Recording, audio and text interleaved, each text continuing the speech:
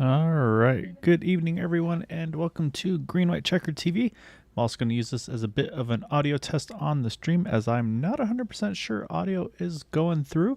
So it might be a little bit of a delay and a hiccup on my side. But yeah, hope you are all having a wonderful evening tonight and had a very happy and safe Thanksgiving. And from what I am seeing, I don't know if my audio's coming through. So, Matt, I don't know. Oh, you okay? So it's not coming through on my side. So some issues on my end. That's always awkward. But yeah, good evening, Matt. Appreciate you to check in on me, and thank you as well, Paige, to check in on that as well. And Matt, it is playoff race number 2 here tonight at iRacing Superspeedway. 75 laps is our scheduled distance. Drivers all on track right now, putting down their qualifying laps. And yeah, I'll say it's gonna be fun to see what we've got in store for tonight. I'll say race 1 is done and over with. It was the number 5 Rick Sanchez getting the win there. And actually, we will pull up those point standings after race number 1. So I have to make sure I get the right ones. It's been a little bit since I've been playing with them. Make sure I get the right one. There we are. And here are those point standings right now, as it is going to be Rick in the points lead by 7 over Dean Wilkinson, Nick Wing third, Quabi Brooks fourth, Jim Brooks the top 5. However, Rick with a 7-point lead over second place Dean Wilkinson. So a pretty good margin, honestly, for the first race of the season. So he's able to kind of stretch it out just a teeny bit there. Looking through the timing and scoring here as well, Matt. I see Rick, I see Dean, and then I also see Nick Wing, Quabi Brooks, Jim Brooks, Dude Conrad. I'm not at the moment seeing Gabe Butler. I hope he's able to pop in. We always love to see Gabe on track, so hopefully we'll see that number 88 machine. And then Jason Bogart, Vicente Guerrero in the 14. I don't think I see Vince either. Bud Steele, I think, unfortunately, actually, Bud's on track. I'm sorry. I think Bud had some knee surgery, if I'm not mistaken, so hope he's recovering well. And he said basically if he could get into the rig, he'd be racing. So glad to see him. And then Zach Perry and Eric Laurie are championship contenders. So I think the only one missing at the moment, I believe, is going to be that 88 of Gabe Butler. But yeah, Matt, it's already getting back time to get here up and running here just a moment. It's iRacing Superspeedway. I mean, there's oh boy, that's the troublesome one. And also got to say good evening to Jamie. But yeah, I mean, this is definitely one of the, here in Atlanta, to me, are kind of the ones you got to kind of put your finger on and say, okay, these are the 2 tracks I got to try to get through as clean as I can to make sure I have a good chance of having a chance for that title. I've actually had good success on Atlanta Motor Speedway. I'm my first win there here, actually. Yeah, it's. I mean, it's serious. Yeah, it's a fun track, and saying it's kind of the polar opposite. I say that one's kind of the smallest of the super speedways. This one by far the largest. 230, 240 miles an hour. We should expect to see tonight. And yeah, we'll see what's in store. But the other thing, Matt, that's right off the kick here, we might have to be watching fuel. I was talking to some drivers in practice, and they said it's like 25.2 or so laps on fuel. So it might be really tight on that fuel number. So we'll see if it comes into the play. Obviously, that's, of course, if it goes green start to finish. If at some point we see a caution, that could throw all of that out the window. So we'll have to wait and see on that one. But yeah, I hope you all had a very happy Thanksgiving, safe Thanksgiving. Hopefully all travels are done. Everybody's back home and comfortable and begrudgingly getting ready for the work week coming up. I know I'm dreading that one myself. No, I don't want to. Really don't want to go. I feel you there. Hindsight, I probably should have taken Monday off. You know what? For some reason I just got sick all of a sudden. Yeah, it's the broadcast sickness somehow got over to you, but got to me. But yeah, Matt, qualifying just about to complete. Looks like we have just over 20 cars here tonight. And looking at the time and scoring, you can see on the top there, we got a couple of our playoff guys in the top 2 spots, but then we actually have a bunch of our just non-playoff drivers there run remainder of the top 10. So we'll go over that here as we pull up our starting grid. And on pole position, though, tonight is going to be the number 55 of Dean Wilkinson. as we get over to the correct camera angle to show off our wonderful cars here. Show. And it's going to be Dean Wilkinson on pole position there, Nick Wing next to him. Then you got Peter DeBorgia here tonight, Robert Hooligan, Mike Rimkus, Frank Ranger Jr., Charles Johnson. And then the next playoff car after those top two is Eric Laurie. Then you got Kevin Freese, Tom Dixon, Ed DeBoer, and Bud Steele, our top 12. And continuing down the order here, you got Duke Conrad, Jason Bogart, Patrick Groover. Gabe Butler did make it in. He's going to be in 16th. Seth Groover, Dustin Logston, Zach Perry, Jim Brooks, Rick Sanchez, and Quabi Brooks will be the 22 drivers. And I was saying Gabe's going to be happy that he was made it tonight because, again, we talk about some of the drivers making donations and things. And so we've seen some wonderful sponsors and supporters and as well as some just drivers like, hey, I want to give this company some love. And I say Golf Pub Social is one of those that Gabe's been giving some love to. And I say, I don't know if you saw on Facebook or not, Matt, but he was showing off their new menu. And I kind of want to go visit them now just to try some of the food there. It looked really good. I just ate. No, not right now. Not right now. You're talking about food right now. I'm still eating leftover turkey. Well, see, that was where your mistake was. Let's say you got to go.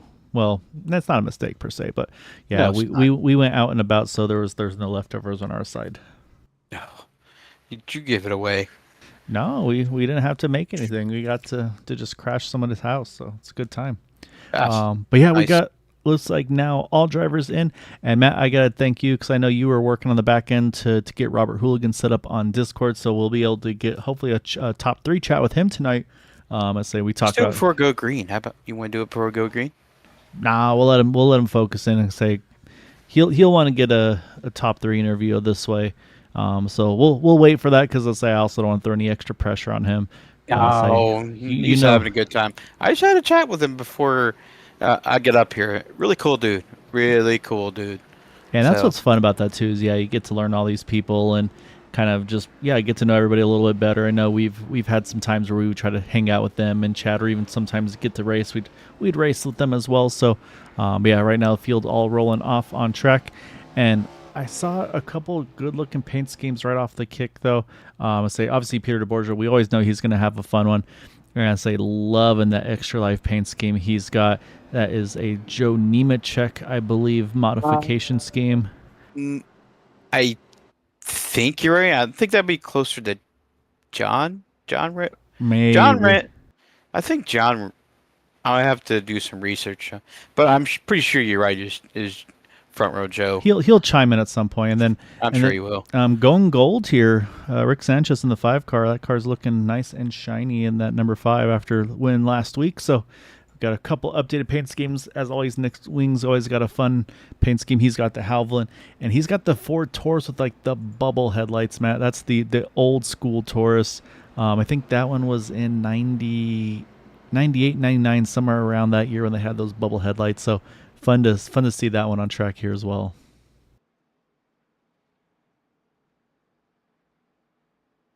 All right, this is the last time they will finish up their pace lap here, and then from there they'll be building speed and getting up to speed up to the 230, 240. And say Peter's making his semi-bi mono annual Area 51 start. You are spot on there, Brian. Good to see you, man. Hope you are doing well. As we are underway here, Matt, Dean Wilkinson, and Nick Wing leading that front row as they head into turn number 1 here for the first time.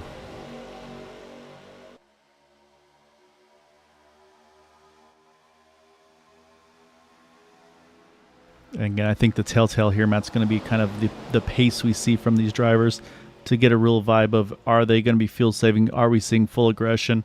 And of course, on the driver's side, what do we see them doing as well? So if we see some of our regulars that are usually up front pushing, if we see them rolling back, that might tell us that, okay, they're looking at saving maybe a little extra.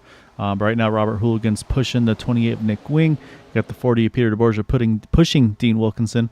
As we still continue into turn 3 for the first time. You see Frank Ranger Jr. He's run that 3rd lane, but he's on his own, so it usually is not going to get him any track position. But I'll say good to see him. He had a great qualifying spot as well, just inside that top 10, as he just gets stuck up with the wall. Now he's able to clear it, and you can see now you got a couple Lowe's cars here running that middle lane. Robert Hooligan, Kevin Freese. Oh, I thought for a second Kevin was going to make Charles it 5.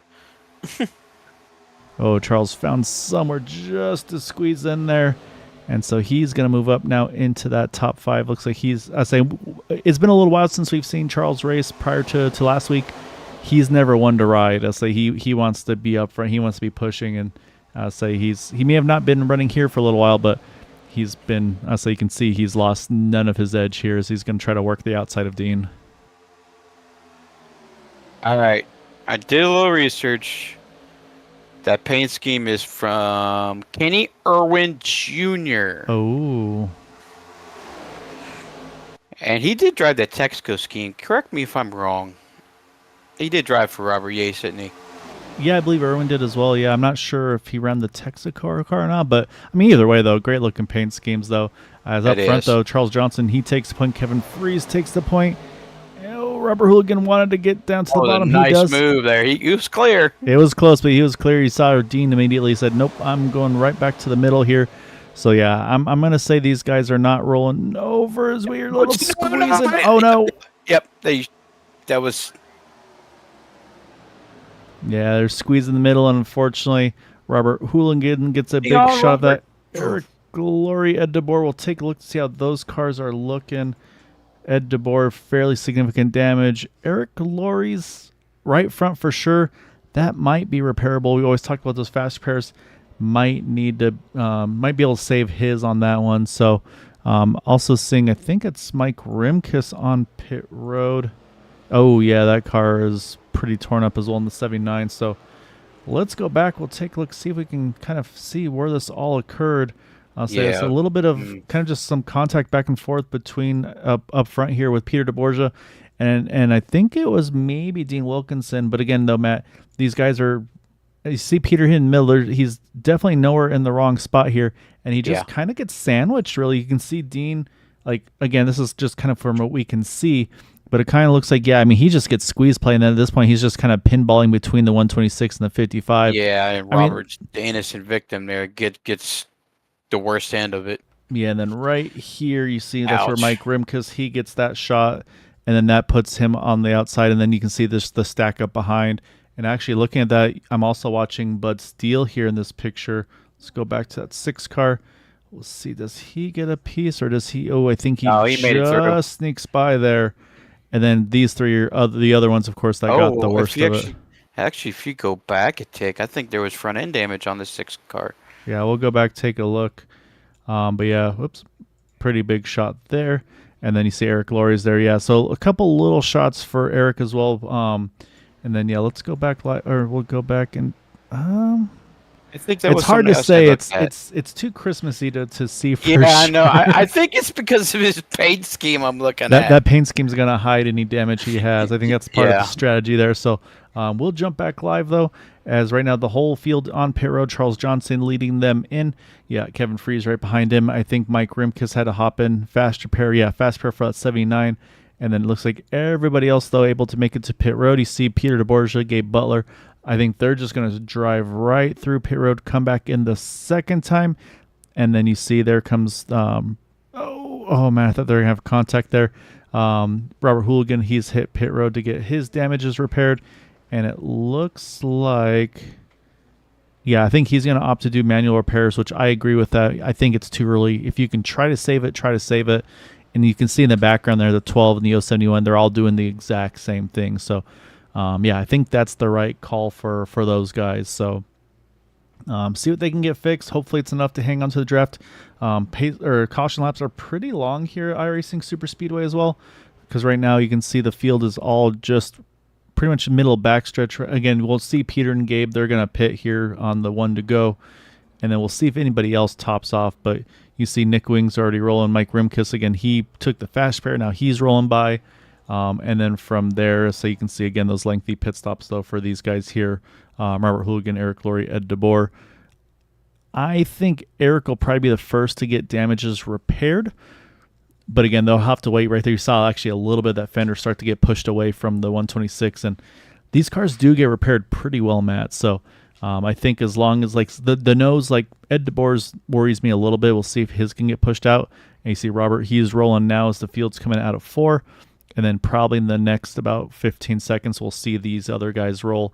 And I should right there too. I saw Ed DeBoer. He had a little bit of damage get repaired there as well. That nose started to kind of push forward a little bit more. So, yep, there goes Ed. He's going to roll. Eric Lorry's going to roll.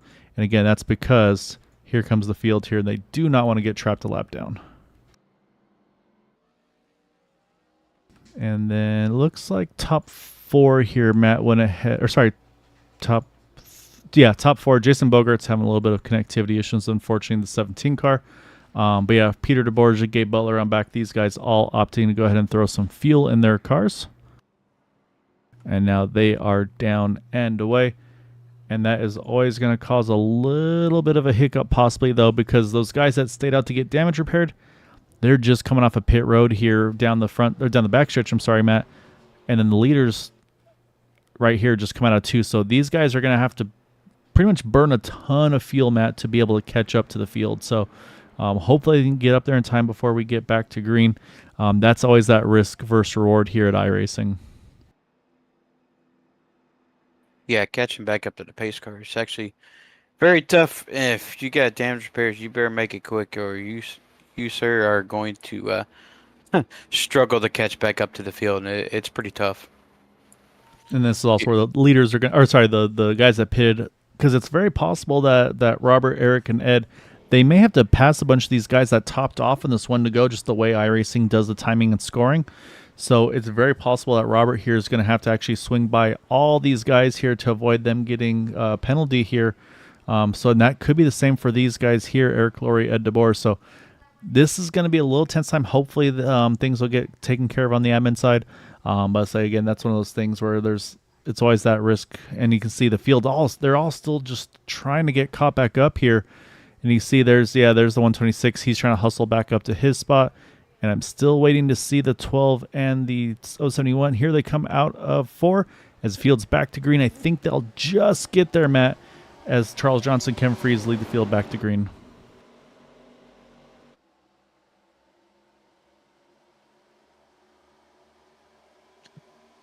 Yeah, you just risk versus reward, like you said. Just try and catch up back up to the pace car. Oh boy.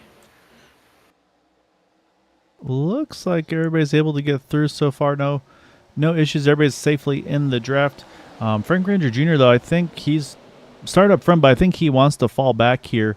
So we'll keep an eye on him. The one that we're going to have to watch, I think, a few drivers. Ed DeBoer's one. We know about his nose damage. You can still see it's fairly pushed in. But I think if he has a friend in front and a friend behind, which he's got 2 drivers right now, the 53 and the 51, that's going to help his chances out a lot. And, of course, we talked about some of those other drivers as well, like Robert Hooligan. That car looks to be in pretty good shape. I'm not too worried about him. And then Eric Laurie as well in the 071, and Eric's also right there with him. So those guys look safe. I think Ed right now, Matt, is definitely the one that's in a tougher spot. I mean, again, you can see Jim's trying to stay on with him there, but he's slowly dropping every lap or so, maybe a tenth or so off Quabi.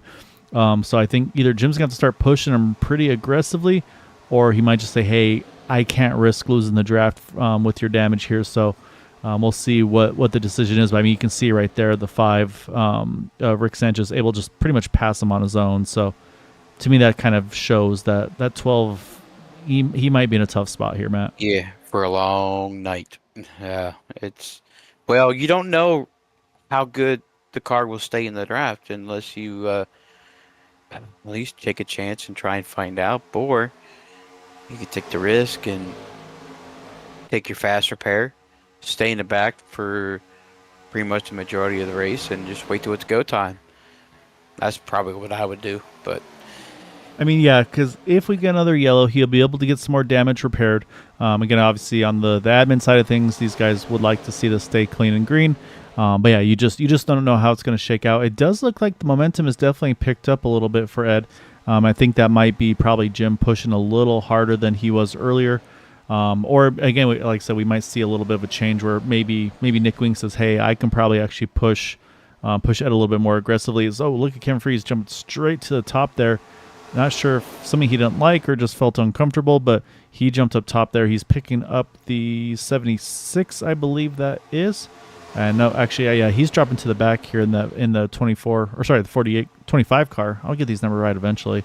So yeah, so right now he's decided to hop back here, and maybe due to this, or maybe he's trying to pick up that teammate in the 88 of Gabe Butler, because it looks like he's going to slot in right behind. And there's that connectivity issue we just mentioned for that 17 car. That's a little nerve-wracking.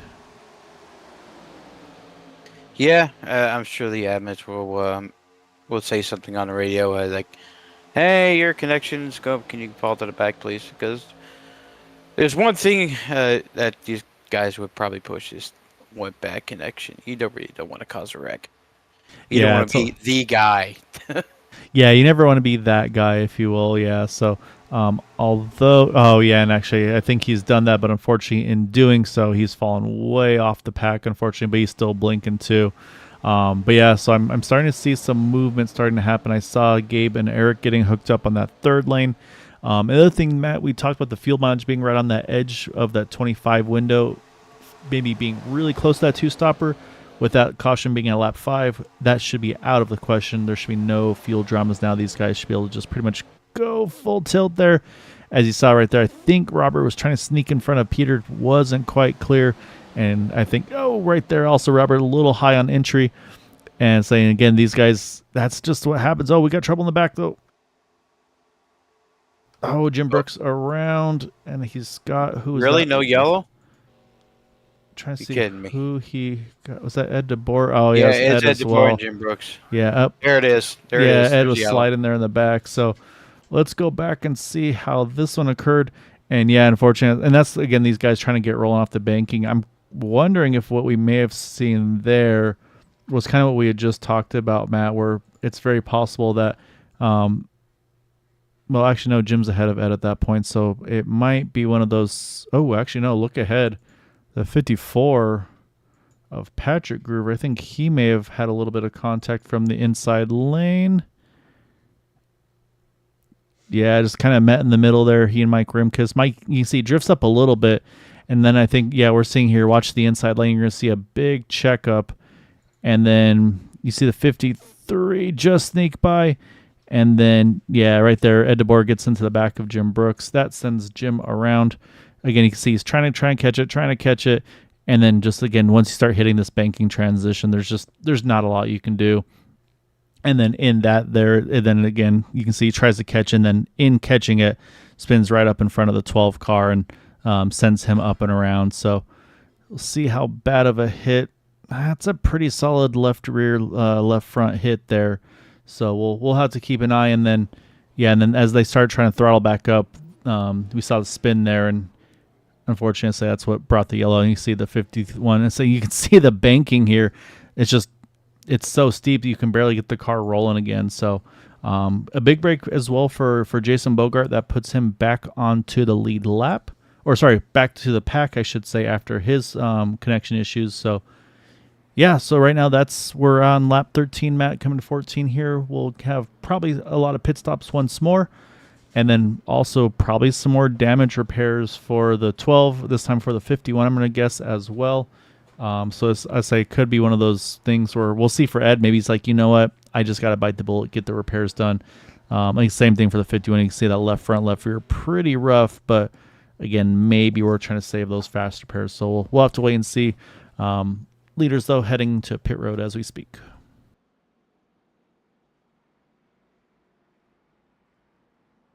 Yeah, that car is pretty told. Yeah, I'll be curious to see what the decisions are. Like I said, I mean, if there's no required repairs, there is that option of just seeing how bad it is, and if it's like, okay, it's 4 minutes, you say, okay, let me just roll out right away, and then go back out, get the fast repair done. So we'll see if any of that comes into play. Again, you see Peter and Gabriel roll straight through pit road, come in the second time around, and the rest of the field here are going to hit their pit stalls.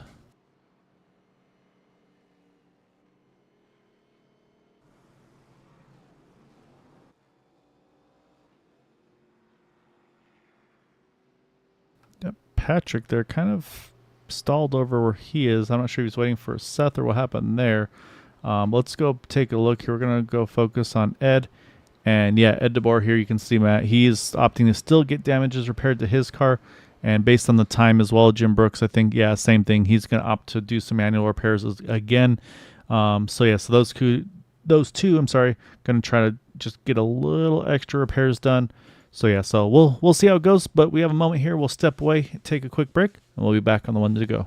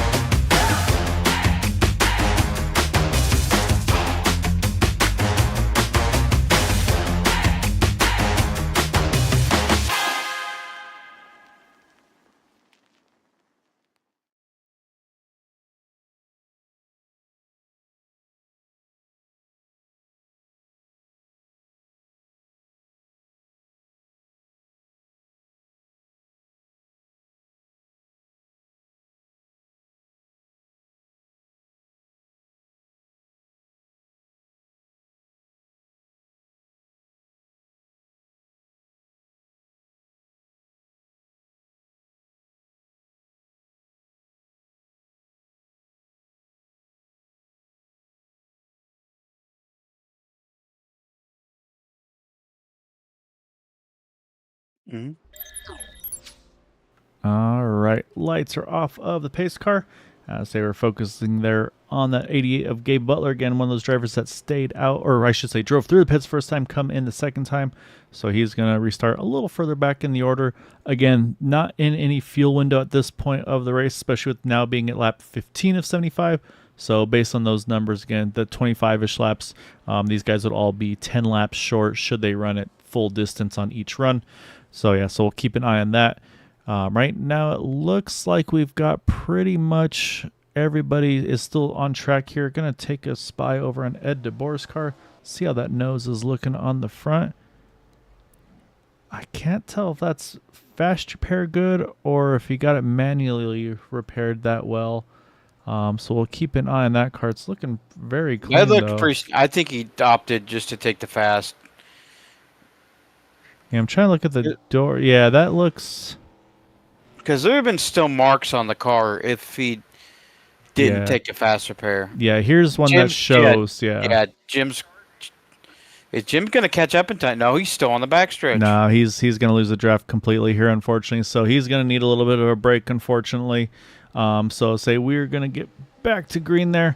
As you see, the 81 gives a 17 a pretty good shot there as we get back to green here. And again, fairly spread out here on this restart. Again, with all these drivers topping off as well, a lot of single file racing here on the inside lane. So we'll see how that answer or how things go from that second lane. But right now, like I said, you see you've got the 17 and the 81 pretty much rolling solo up top there. So yeah, so we'll keep an eye. And also, it's close here, but yeah, Jason Bogart, Ed DeBoer, I don't know for sure if they're going to catch up to this field here, because right now they are about 1.5 seconds off of Patrick, and that timing is starting to it's holding steady about 1.47, 1.48. So we'll see which way it goes here as the laps continue on. But yeah, so right now though, we definitely have at least the top 19 together, and I'm reading the chat there, Matt, and Mama Groover's chimed in right now. Is actually we're going to go up front because they're going 3 wide. They're the 81 and the 40 are able to clear 76. Zach Perry can't quite clear there. But yeah, Mom was trying to figure out why they were so long in pit road. As because they were watching the save that Patrick made on replay. I thought Mom was gonna. Oh, you're in trouble. Well, they're about to be in trouble if they're not careful. Although I think they're playing nice right here. Well, actually, no. Patrick's going to roll over the top here. Actually, Patrick's got a little bit of lingering damage. You can see on that left side there. So yeah, I think still a little bit of damage to the 54 possibly. Looks like he's back up and running now, but Yeah, a little surprised here to see he and Seth kind of fall back as far as they did. But again, as long as they don't lose this pack here, they should be safe. But even you can see Dean Wilkinson, the 55. There's a second right now, Matt, to Seth Groover. That's not a great spot to be in, as you can see there now. Seth's going to jump top to pick up Patrick. And then we'll see now as well, like I mentioned, can Jason Bogart, Ed DeBoer pull themselves back up, which I think they will. So I think that's going to bring us 21 of the 22 cars back up front. Unfortunately, the one that is off this draft, and as they come into 3, he's coming out of 2, is the 51 of Jim Brooks, who still has damage to get repaired. So, yes, unfortunately, he's in for a bit of a time right now. So he's going to have to hope, unfortunately, for some trouble with the other drivers. But actually, Matt, I think the Groover brothers have lost the draft here. They're about 1.5 and growing off of Ed DeBoer, so they might now be in trouble as well.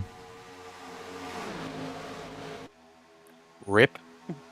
Yeah, not ideal there. You see a little bubble in that third lane. You see Gabe, Kevin, Eric Laurie, and Charles Johnson now up there as well. They're going to try to get that third lane rolling here on that outside of the 126 of Robert Hooligan, as well as the 17 Frank Ranger Jr. But right now, inside line pretty comfortably been Dustin Logston, Peter DeBorgia here for the last few laps up front. But yeah, right now, usually, Matt, we don't see this third line as often. Usually it's the 2, and then you'll see the third line towards the very end of the runs. Yeah. But yeah, right now, though, I think Gabe and Kevin come and say, all right, let's try to get that third lane going. You see the 6 of Bud Steele now. He's kind of one of those guys stuck in the middle. And so, yeah, so he's kind of in a tough spot here because he has to be sure that the car on the inside isn't going to bounce up onto him. And then he's got to make sure that he doesn't drift up, like you saw a little moment there by the 17. As you can tell, that's... Oh, we got trouble. Boy. Oh, boy. Team Jim. It looks like Peter saved it. Was it just Peter that had the moment? Yeah, saying that car's back. And now let's go. What happened to Peter here? Let's go back. So we're going to watch Peter out of turn number 2. Let's get a better look at this here. Oh, actually, I think this is... Oh, man. That was a big moment there. Saves it, but wow, that car stepped out and then some. So yeah, so unfortunately, not sure what happened to Peter, but I think he may have had to jump out as well. So unfortunately, that might be evening over for that number 40 car. So yeah, so luckily for some, I say Jim probably hoping for a yellow there. So, I just saw Eric Laurie and Kevin Freeze almost make a little bit of contact. You can see Kevin start to wiggle.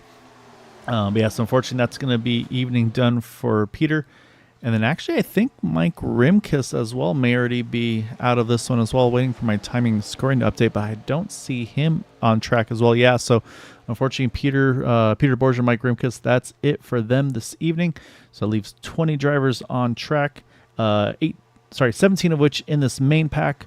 Seth, Patrick Groover on their own, and then Jim Brooks in probably about the next lap, maybe 2. We'll get trapped a lap down here. So only bonus part for Jim is he'd be the only car one down. So if he can hold the draft, he'll still have a little bit of hope to try to have some recovery. And while we were watching all that, Bud Steele, he's found his way to the front in that 6 car. All right. Where's Jamie at? I'll say the Bud Steele fan club president. And then up top there, you got the boot knockers. Now they've got themselves organized like we've seen for the last few laps, but now they're able to run the second lane, not the third lane. So you got Gabe in front of Kevin, in front of Eric Laurie. Here comes Jim Brooks. You can see they're about to close on him. So if you're Jim, your hope right now is you'll run the third lane here and then try to tag on to these guys behind as quick as you can. And actually, speaking of Mike Rimkus, actually he, I believe, just came back out on track in the 79th, so won't actually be officially retired from this race. So good to see Mike back. And you see, here goes Jim. He's going to try, but there's just too much speed differential there. I think, unfortunately, they're going to leave him out to dust again. So no, maybe with some luck, he could tie on to with the Groovers potentially when they catch him with just the 2 of them. But yeah, unfortunately, I think he's going to be in a bad spot. And I think I see the 53. I think he's trying to roll back to see if maybe they could try to pick Jim up here. But I think I don't think it's going to work, and it's going to put them at risk as well. So Yeah, he's too far gone. So I think Quabi and Nick Wing and company, they're just gonna have to basically put the pedal back down to the floor and just see if he can catch a break at some point in this one. And while we're watching that, Matt, up front, 25 and the 88, they've got to the point on the inside line. Eric Laurie is going to lead the second lane. Oh, more bobbles there. Looks like Dustin Logston had a bit of a moment, but they continue pointing in the right direction. We still are under green. Again, Matt, these guys pitted around lap 13, lap 14, so based on the numbers, should be able to get to about the lap 40 mark if numbers are accurate. So still got plenty of time for some green flag racing until potential green flag pit stops. And of course, then there's the question mark of maybe trying to go a little bit off strategy. So I think they could come in as early as probably the next couple laps here if they want to try to separate themselves from the field. But I don't think it's worth the gamble because, again, this track is one that you usually will lose a draft during the pit stop cycle. Just want to let you know that Mike Rimkus has rejoined the action. He did have a connection failure, and now he's running with the Grubers now. Yeah, I mean, that's a good thing as well to have a little bit of extra help. I was saying he's unfortunately with that disconnect, he's definitely several laps down. Right now showing actually just 3 down, so it could honestly be worse. But again, at that point, not eligible for the Lucky Dog. Again, depending on how things fall, the way it works in iRacing is the first car 1 lap down or more, it'll be the first car that's eligible. If they were involved in the incident, it goes to the next car in line and so on and so forth. So you could be the 4th car in line to be eligible for Lucky Dog, but if 3 in front of you were involved, it will wind up going to you. So there is always potential for maybe grabbing a lap, even if you weren't the first car 1 down. But we'll have to wait and see as things run. Obviously, the only other car lap down is pretty much off on his own little island, which he's actually just about to get caught by those Groover brothers and Mike. So again, we'll see. I'm skeptical he'll be able to tag onto them either, just due to the damage that he's got lingering on that 51.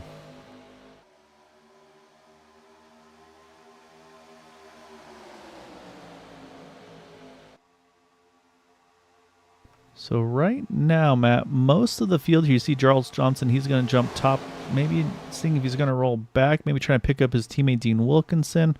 But yeah, right now up front, though, actually pretty much the top 5, none of the top 5 started in the top 5. The only one near is Robert Hooligan, who started 4th, is now he's running in the 5th spot. But other than that, everybody else, I mean, Kevin's up 8 spots, Gabe up 14 spots, Bud Steele up 9, Dustin Loxton up 14. So there's definitely been a kind of a jump from qualifying to where they are on track. So just again, I mean, with this Superspeedway racing, doesn't really matter where you qualify. There's always room to move forward here.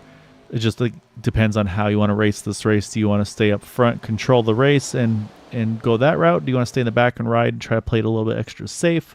There's always those kind of potential options that you want to do, but up front, Eric Laurie tried to follow Bud Steele to the front there, but Kevin was not, or he was not clear of Kevin, and you can see he had to move right back up. There's then, oh man, almost Dude there and Eric Laurie, they almost make a little bit of contact, just getting a little bit off-centered with each other there, entering one. And that's the nature of this beast of this track, Matt, is you've got to hit your marks picture perfect, try to time that entry. Just because if you get a little too early, you're going to hit the apron on the inside line. You come in a little too late, you're going to wash right up the track. So there's a very, very fine balance with these cars. And you'll also see these guys, like you saw Bud Steele there, Matt. He'll stay about a groove off the bottom. That way the guys behind him, Kevin Freeze, Gabe Butler and company, they can see the entry. That way they don't risk bouncing off the yellow line up onto the track. Because again, just that banking differential is just so massive. Like you said, this is not a real track, but it looks fun in real life. But speaking of that, is that camera you had just focused on. The Groover brothers actually have slowed to pick up Jim Brooks. Yeah, it's a nice camaraderie. Really nice, very nice of them. So yeah, I think that's gonna help, because right now it does appear that he's held onto them safely. And I'm looking at this group now too, Matt, a little bit of drivers in trouble here. You see Frank Ranger there. He's fallen about 0.6 of a second off of Charles Johnson. And so that's now put the 53, 20, and the 12. They don't feel comfortable about that gap. So they've actually opted to jump to the outside here, see if they can push up around him and get back to that draft. And again, though, in doing so, they lose a little bit more time. But it looks like that gap's starting to now go back the right way. But again, you can see there, Ed DeBoer, okay, he does clear. And so, yeah, so now they'll catch the field, no problem. But it's one of those things you kind of lose, maybe not even lose focus, but you just relax for a little bit.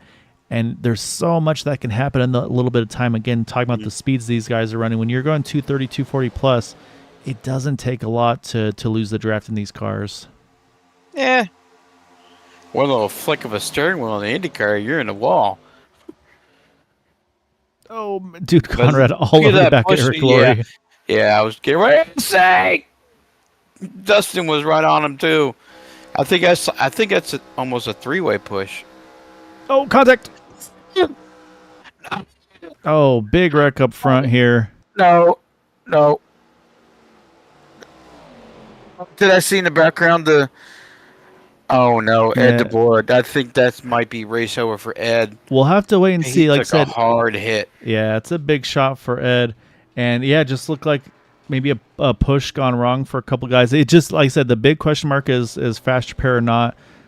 I don't know. Actually, the nose it looks about as bad as it did after the first wreck, so we'll have to watch and see. But let's go back here. We'll watch again for this.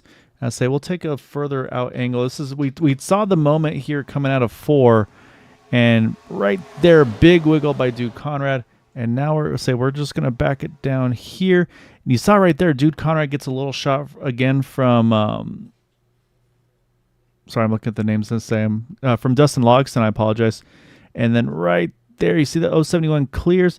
Oh, but he clears too far low, I think. And then, Bud gets momentum. That kind of right hooks him up across the field. And then from here, yeah.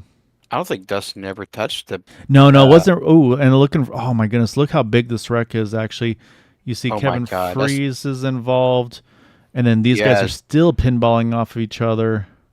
Oh, Dustin! Oh, look at Tom Dixon here. Oh, what a move by him to sneak by. And I think everybody got some damage in that. Look at all these. Oh, there's the big shot by him. Oh man, Nick Wing, a little slower again. We're running super slow mo, but he gets a bit of a shot there as well. And I think these other guys do get through fairly decently. We'll take one more look at it here, Matt. See if we can find a better angle of all of this. Let me see. Let's go back to time of the yellow. And so we'll start again up front here.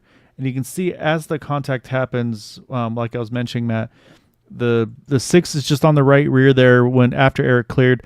I'm going to say from where I'm sitting, I didn't see any intent. It's just unfortunately wrong place, wrong time for some of those guys. And then, like I said, further on back here now, it's just everybody's trying to find somewhere to go here. You see the 12 there. You see the 28. They're trying to figure out where do we go. You can see the 28's actually completely locked up. Quabi just sneaks by there. And then, yeah, actually just on the brakes there, the 12 and the 28 just lost it on the brakes, unfortunately. And then these guys all get through pretty clean. So let's jump back live because I can tell you that hard break for them. Good break for Jim Brooks here. He will get back on the lead lap. And honestly, like you mentioned, Matt, if not for the generosity of the Groover brothers and Mike Rimkus, he may have wound up falling to 2 down. So big break for him. And then, yeah, like you said here, the question marks are going to be fast repairs, who has them, who don't. And who's got to use them as well. So it's, yeah, there's going to be a lot to keep an eye on here. So we'll watch on the damage clock, if you will, see who's on pit road for how long, and then we'll be able to get some answers after that part of it. So what we will do one more time is we will step away for a moment, and we'll come back here on the 1 to go. So stay tuned, everyone.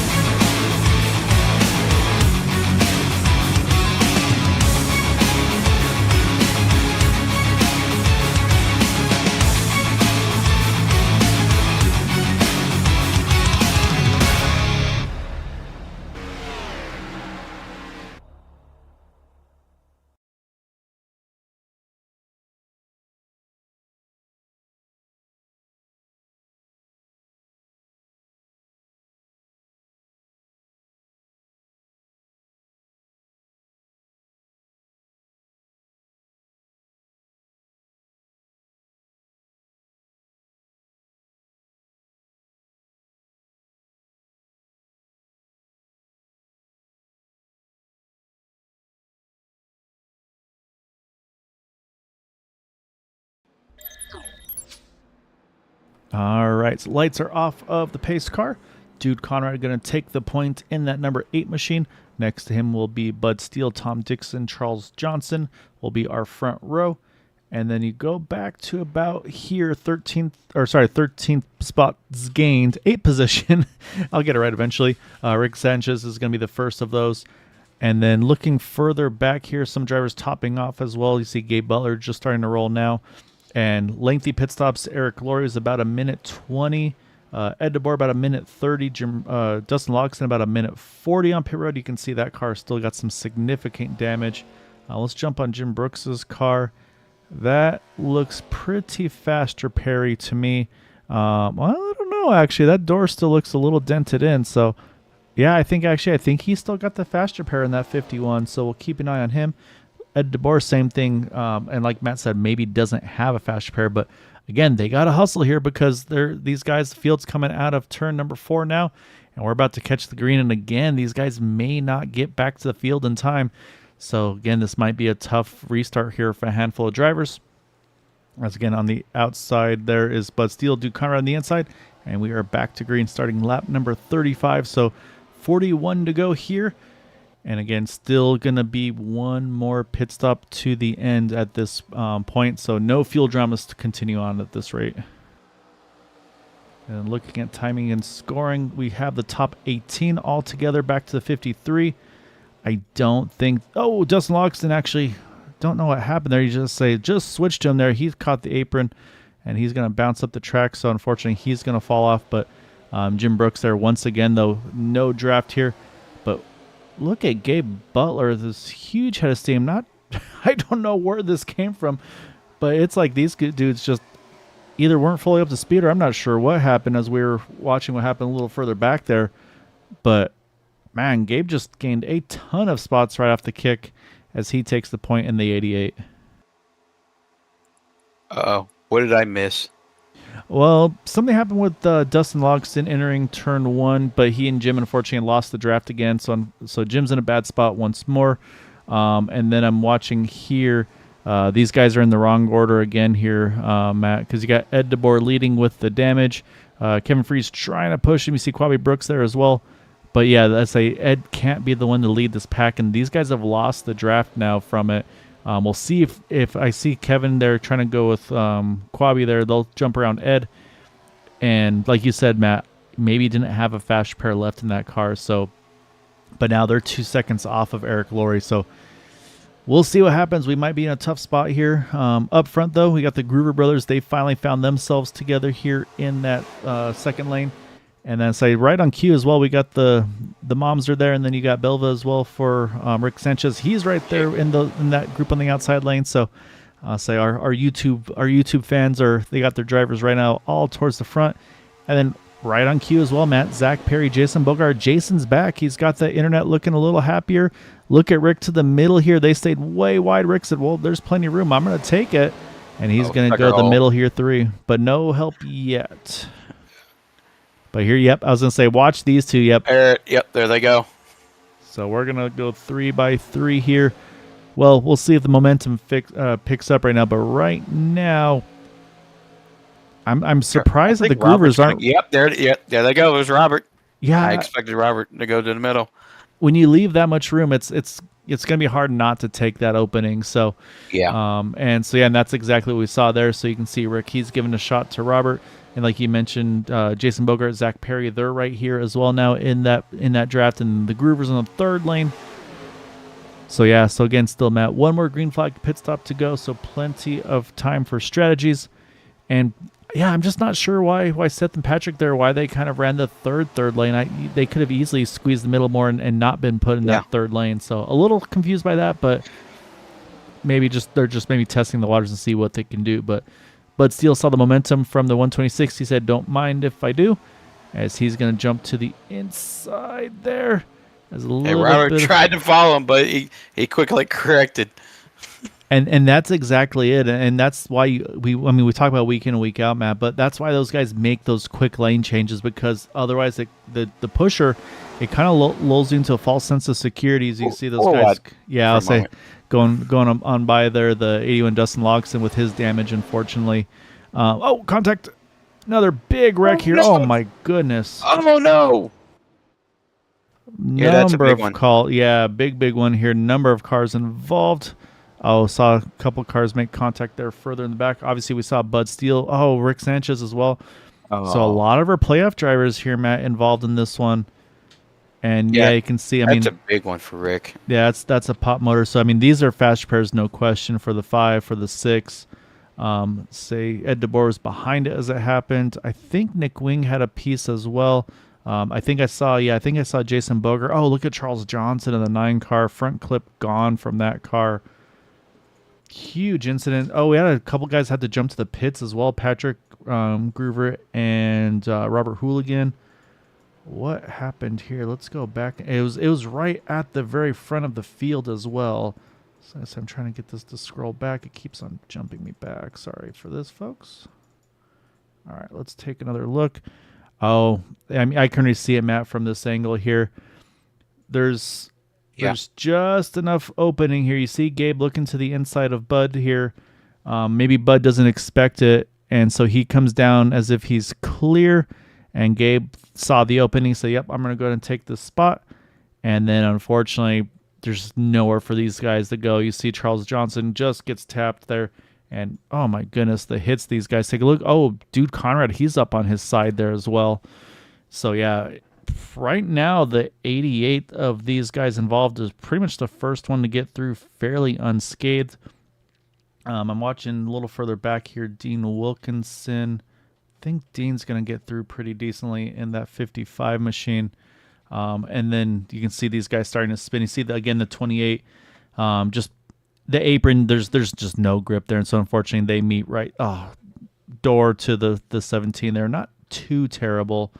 And then where's Robert here and Patrick? Oh yeah, look at Patrick's car, Matt, just completely destroyed, broken suspension and everything. So he had to take a tow.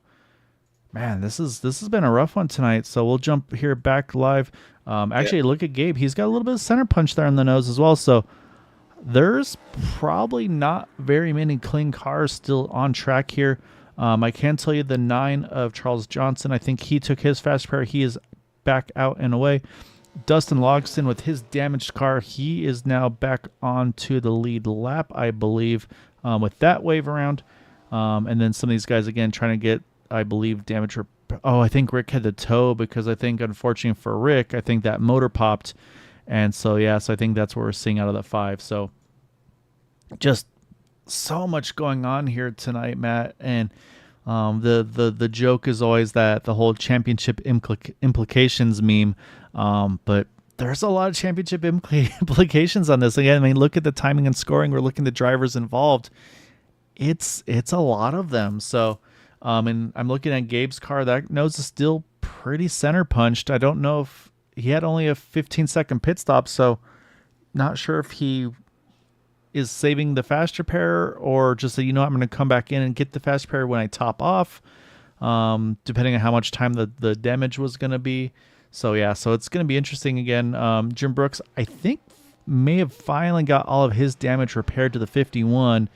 Because you can still see, there's still driver's side door damage there. However, if he can at least restart with the field for once, he'll finally be okay, because that's been his biggest issues. He hasn't had the draft in all these restarts. And then here's the drivers with long pit stops with damage repairs. Tom Dixon at a minute 30, Jason Bogart minute 30, and then the drivers getting a tow, including Rick here and Robert Hooligan and Patrick Groover. Just unfortunately, they're stuck waiting for that tow, and you can see Patrick's just got his done. Roberts should be done not too far here as well, and we're about to get the one to green here, so that's a tough one for these guys as well, because this is going to put them an extra lap down, because you can see once the fast repair clicks, you'll see these cars, they'll just turn perfect. So unfortunately for these guys, and here comes Gabe. Actually, I want to take a look at the 88. Does that car get all nice and shiny, or does it still stay center punched? Because I think that's going to be a big telltale for us as well, Matt. Yeah. Hopefully Jim can stay with the draft. Oh, I'm seeing Robert retired. Oh, that's night over for the 126. That's a bummer as well. Again, just oh, I'm seeing. So actually, no, Gabe is.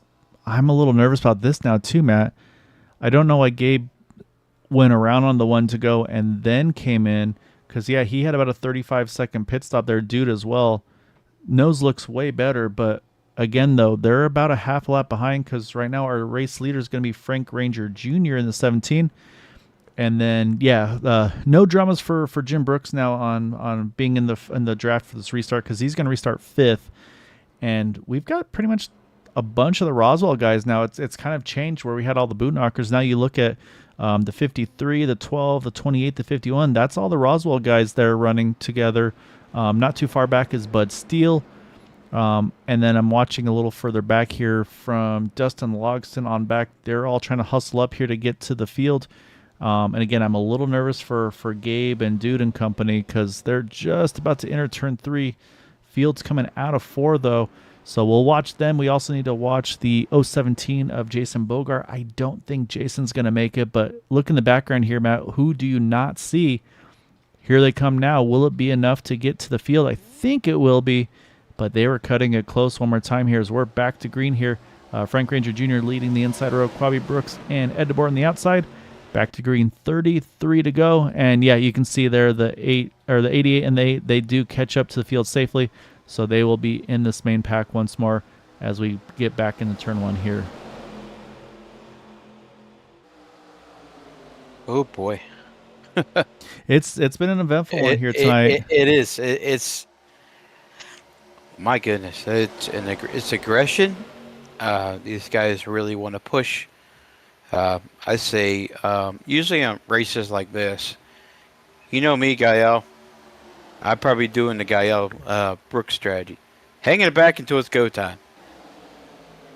Oh, a little bit of 17 there. So you washed up a teeny bit. So now you can see though up front though you've got the 53 of Quabi Brooks. He's leading some teammates behind him, the 12, the 28, and the 51. And again, there's still one more pit stop to go, so this thing is not over.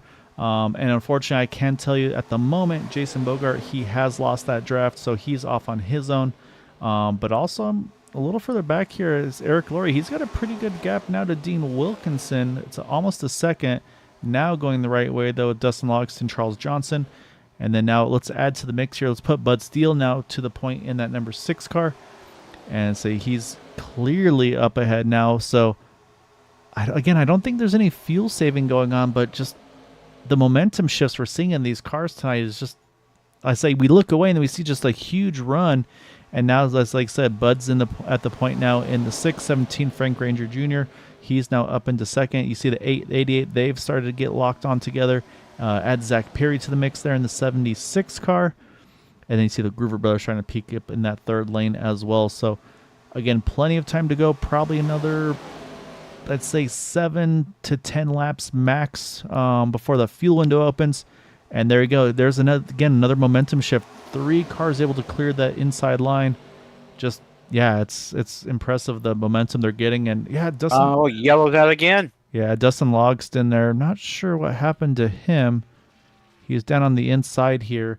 So that's going to bring our yellow back out. He's rolling now. Looking to see, trying to look at the timing and scoring to see also drivers a lap down or more. And I think Patrick is going to be the first of those. Yeah, so Patrick is 1 down, so that should get him back to lead lap. Again, pending him not being involved. So let's go back and see what happened to Dustin here. And so we're watching him in the 81. And I'm not sure. I'm confused. Just, yeah, car. That's an odd one. Then he smacks the wall. It's like something. Yeah, I mean, again, with sim racing, like, there's stuff that happens in real life that sometimes you'll have to react to and stuff like that. So don't know if that's the case or not, but regardless, I mean, caution's out. I still think this stays outside the fuel window. Hopefully no. I don't think this will be on the edge here, Matt, because again, we were talking about that 25 or so lap window being the kind of the full send window. So I don't think at a track like this, I don't think they could stretch it an extra like to 27 or anything like that. But again, the way this race has gone too, I wouldn't plan on it because this one's, let's say, this has definitely had a bit of a full moon race to it, if you will. Yeah. The other thing I'm thinking here, Matt, is if you're the 79 car, if you're the 5 car, I expect to see the whole field come onto pit road. I stay out. I say, you know what? I gotta take the gamble. It's only been a few laps. I'm gonna stay out, get one of my laps back this way. I think for Rick that would put him from 3 down to 2 down. I think it's actually would be the same. Actually, no, Mike Rimkus is gonna hit pit road here as well. And yeah, Rick is showing 3 down. So if I'm Rick here, just stay flat, foot to the floor here, come right on around. And but actually Patrick's on pit road too. So actually, did Rick get a lap back on his own, or the lucky dog, which I would have assumed would have gone to the 54 car? And yeah, so Rick's gonna get one of those laps back, so put him to 2 down. And again, for on the confusion side of things, not sure how the 54 wasn't the one to get it there. So it's a full moon kind of race here, Matt. Yeah, it is. I'm still confused how. It's it was like his car was off the racing surface, and I don't know. I'm just lost. Yeah. We'll try to get this squared away, but not much we can do at this point. But we'll try to figure out what was going on there. But we're gonna step away again here. We're gonna show off one of our sponsors on the Tuesday side of things. Well, all side of things, but saying that is gonna be Jim Herrick and 40 Racer. So once again, we'll step away, come back on the one to go. So stay tuned. We'll be right back.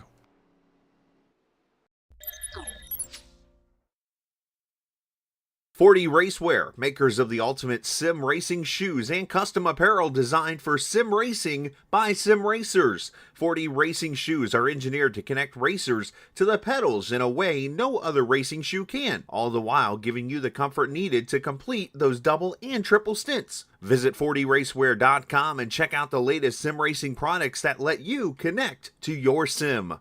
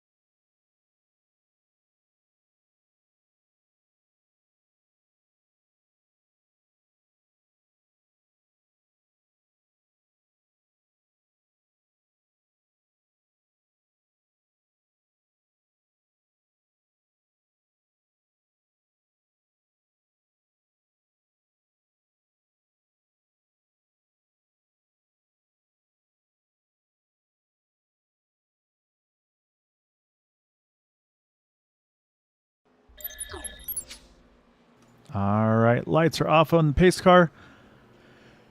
Matt, I was hearing 25 laps on fuel. We're going to restart this thing with 27 laps to go. I can tell you Patrick took the wave round on the 1 to go. So again, a little confused on that one too, truth be told, because I thought he was going to be the wave round car on its own. So I'm not sure on that part of it as well for him. But for Rick, though, I mean, again, he's kind of got 2 things going for him. One, he got the wave round, so now he's back to 2 down. But also now he's the first car 1 down, and he's on the same fuel strategy as the guys around him, I believe. So it's kind of the best case scenario for him.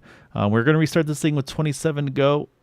Fuel's going to be a question mark. Don't know if they can make it from here to the end. I'm sure someone's going to try, but we'll have to wait and see. As once again here, the 17 there, Frank Ranger Jr. leads the field back to green, and he's got a nice little margin here over Kevin Freeze as they head back into turn 1 to start lap number 49, but lap 50 next time around.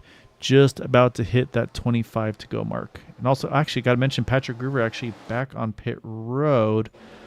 Maybe a pit penalty for the 54. And so that actually could open up a can of worms as well now for the 5 car to maybe not now be the eligible Lucky Dog car. So yeah, it's a full moon kind of night, it feels like tonight. Oh boy. Yeah, pretty much. Oh man. I'm just gonna leave it like that. Yeah, no, it's just the only way to describe it is just it's one of those races tonight. No rhyme or reason, but it just is what we got tonight. There's always sometimes those crazy ones. So again, we'll have to watch and see. I'm very intrigued, and I think we're getting our answer right here, Matt. I'm seeing a lot of single file train happening. I don't think anybody wants to be leading. You see Jim Brooks, he's jumped to the top, said, you know what? I don't like these big checkups we're getting. I'm going to go ahead and push forward here. So, or maybe trying to find a teammate to push forward to. We'll wait and see. BC Seth there. He's going to jump now to that 3rd line. He's got the 5 going with him. Oh, Eric Laurie at a moment there. He's okay now. So yeah, so you can see. I think we're starting to see that draft train. I think these guys are saying we're going to try to make this 26 next time by 25 to go. We're going to try to make it to the end here. There's a few guys that said, you know what, you can try it. We're not going to go for it. And I mean, yeah, let me look at Seth here. Oh, caution's out. Again. Oh, Tom Dixon this time around. And, oh, yeah, he's got some decent damage to his. Oh, Jim Brooks upside down. Oh, my goodness. Boy. This not been his night either. He's going to have to take a tow. And then, yeah, and then Tom Dixon involved. He's rolling now, but that car's got suspension damage. What is happening tonight? Let's go back. We'll try to find out where this all kicked off here.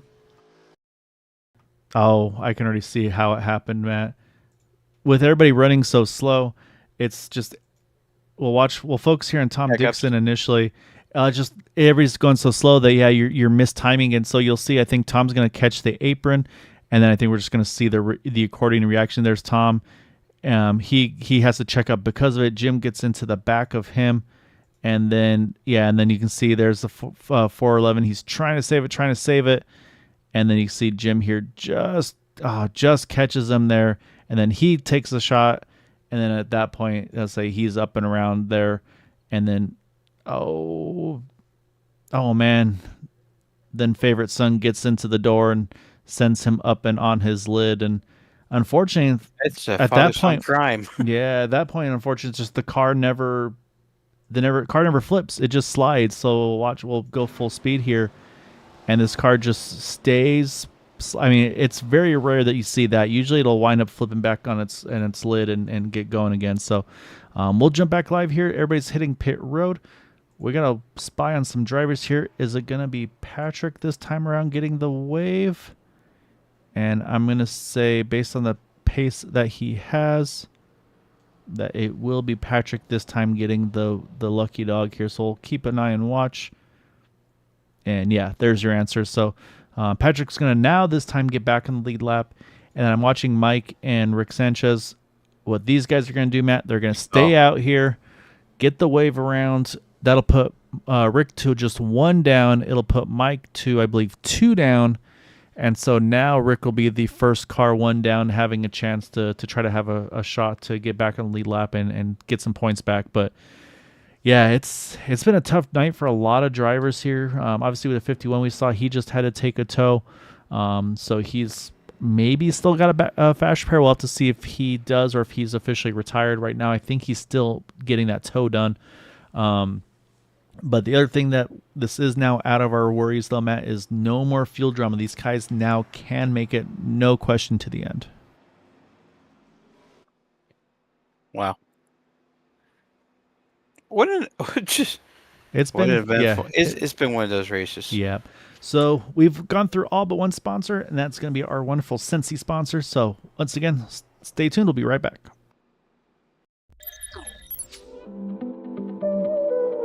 .40 Racewear, makers of the At Sensi, we love fragrance. How it makes us feel. How it connects us to our deepest memories. How sharing those memories connects us with each other. And as it turns out, there's a lot of people who feel the same way and share Sensi's core values of simplicity, authenticity, and generosity.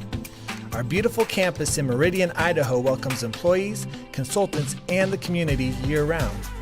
That's why we've grown from selling just warmers and wax to selling a complete line of products, so you can fill your life with fragrance no matter where your day takes you.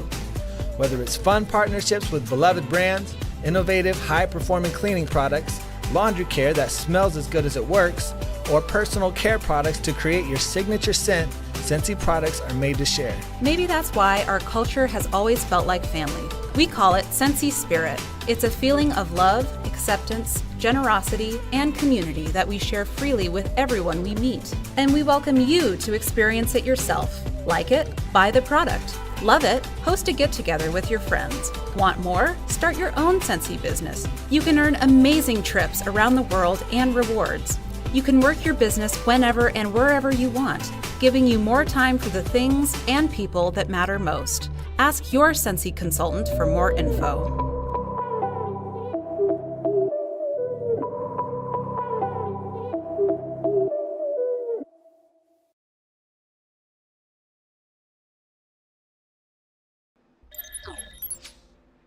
All right, lights are back off of the pace car. Patrick Groover is back on the lead lap at the 54.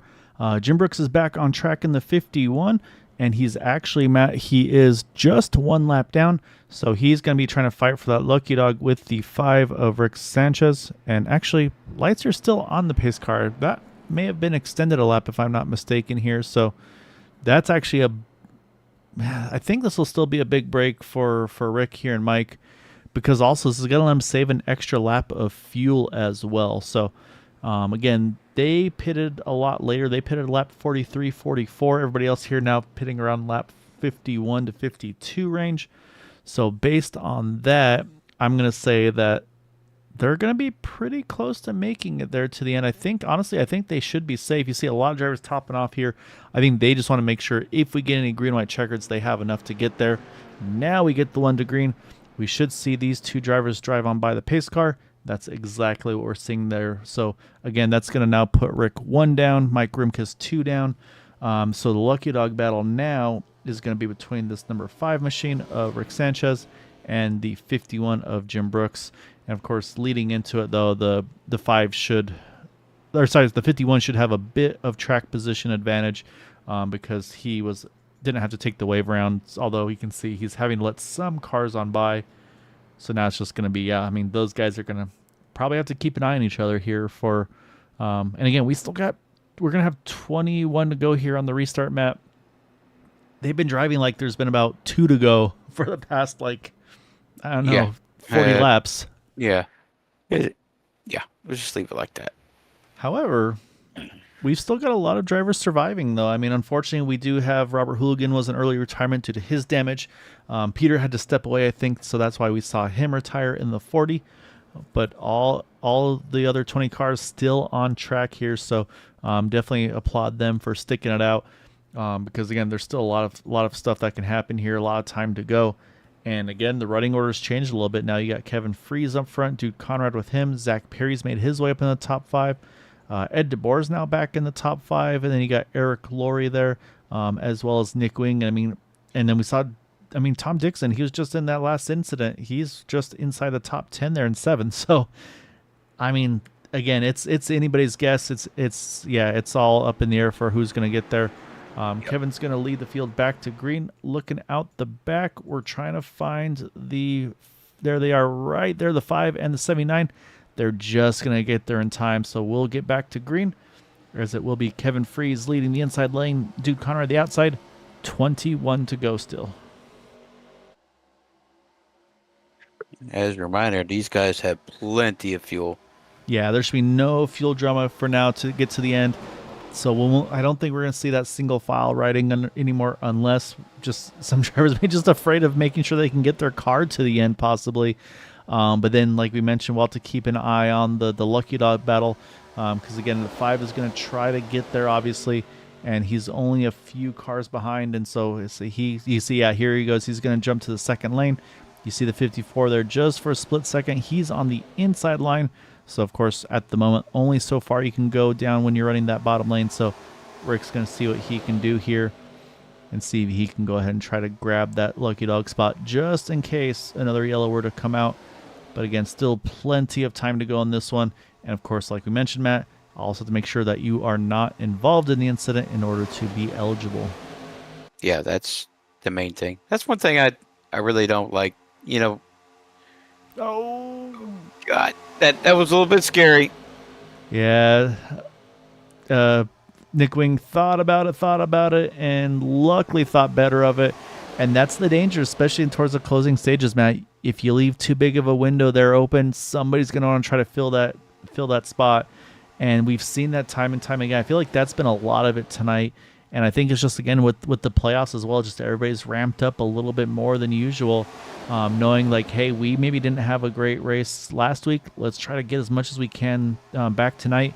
I mean, Rick is unfortunately in that boat where he won last week, but now as things run due to a wreck not of his doing, he's still sitting a trapped lap down here in 18th spot. And as I do need to mention, he is ahead of the 51 now. So right now he is in that lucky dog spot. As you see, Gabe Butler, he's going to jump to that third lane in the 88. We'll see if he can make something happen here, if he can find some friends to work with. Right now he might have the groovers. I'm watching again Nick Wing. He wants to go to that third lane, but is he going to have takers? Yes, he is. He's going to get a couple guys up there with him. And unfortunately, poor Zach Perry, just nothing he can do right now, except hope that he gets some help here shortly. But you can see the 6 and 28. They will clear. Oh, goodness. Oh, we got trouble. No. Oh, boy. Oh, Rick's trying to hang on to it. I think Rick just saved it. Caution back out. But, Matt, I think what we just talked about is going to wind up being what's going to happen here. Oh, no. Because Rick was ahead, but you can see that car. It was involved in it, so I think that's going to wind up. We'll see if it goes to maybe even Jim Brooks, possibly. Mike Rimkus. Oh, my goodness. Look at Mike Rimkus's car.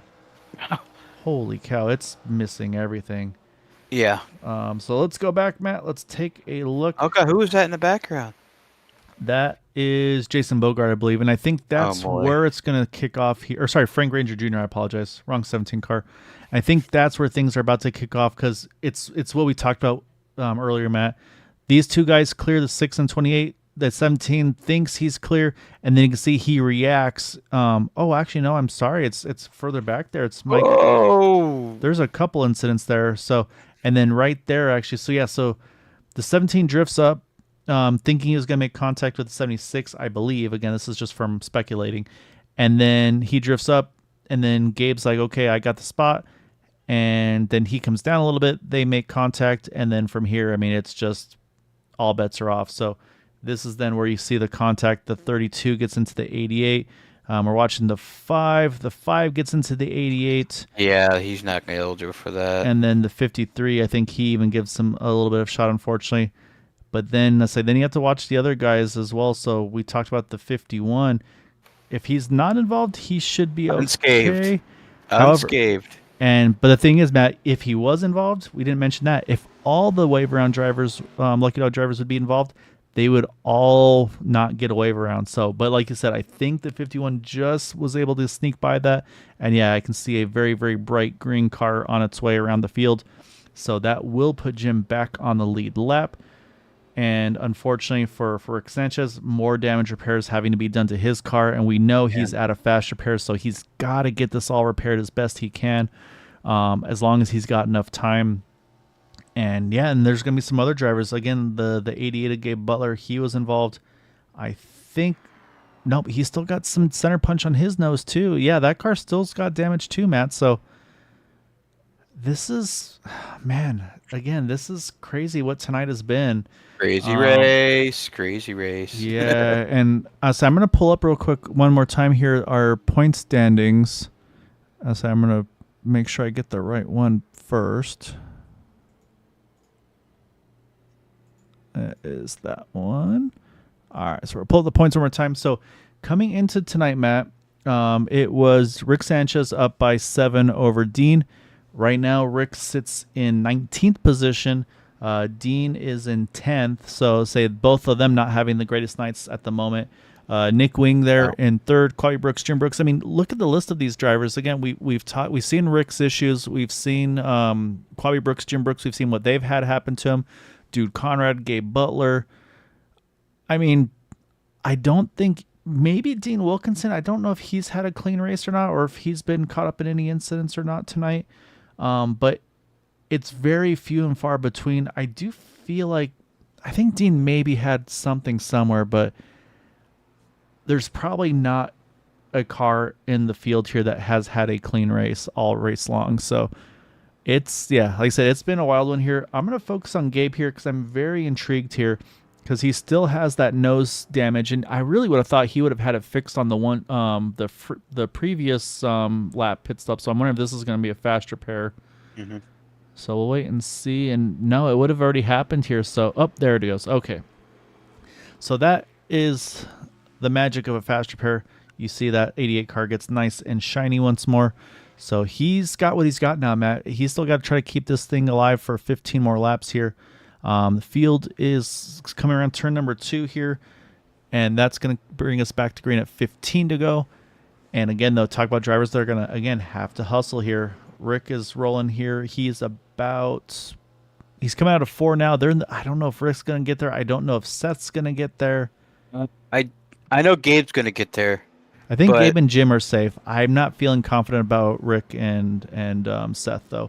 And yeah, Mama Groover, yeah, it's this track has definitely been something else tonight. A lot of times we've had some really good races. This one's definitely been a bit of a rough one.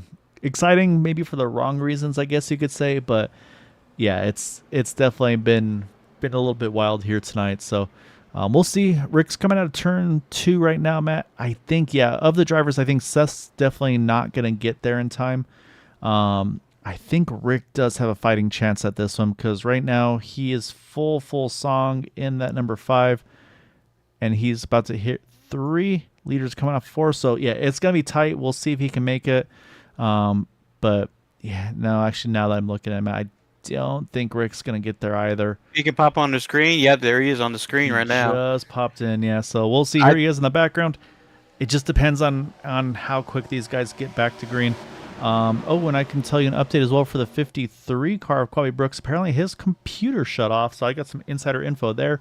So unfortunately, it sounds like he's not going to be in for a good time. And oh, look at Rick. Look at him. He's got there. it. Wow. He's good job. So close. Now the question is, how are the damages? Can he keep up? Yep. Yeah. Can he keep up? And it looks like, I mean, he's there safely. So, but you're right though. This is now going away from him now. Yeah. Does he need someone to be pushing him to have a chance to hold the draft or not? So, we'll keep an eye on him. But I mean, at least he's got a shot at it. And also looking at timing and scoring right now, he's actually the only car right now a lap down. So, I think he's playing safe mode. I think he's drifting back. I think he's okay. I think you're right. I think he's staying all the way back just to want to get involved. I think that is the right smart move by Rick. Yeah, no, especially when you're not fighting against anybody anymore. That's definitely the call to make. And then so now add another thing to the playoff drivers here, Matt.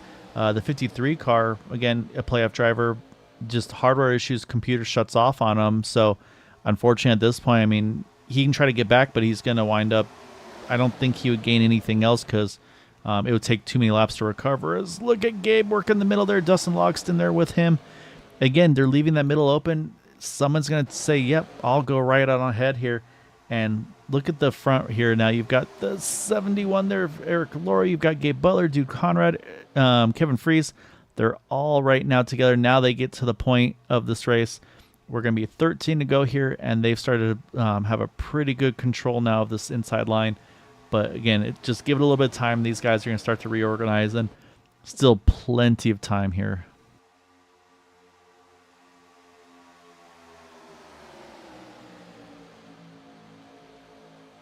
Also, Dean Wilkinson, Matt, he's dropped off a fair bit here. He's got Rick behind him. But again, though, it's about 7/10. I'm sure, like you said, Dean may be playing it safe too, but you got to play it safe within reason where you don't want to risk yourself losing that draft. So hopefully they don't lose it. Hopefully they can stay in the mix here.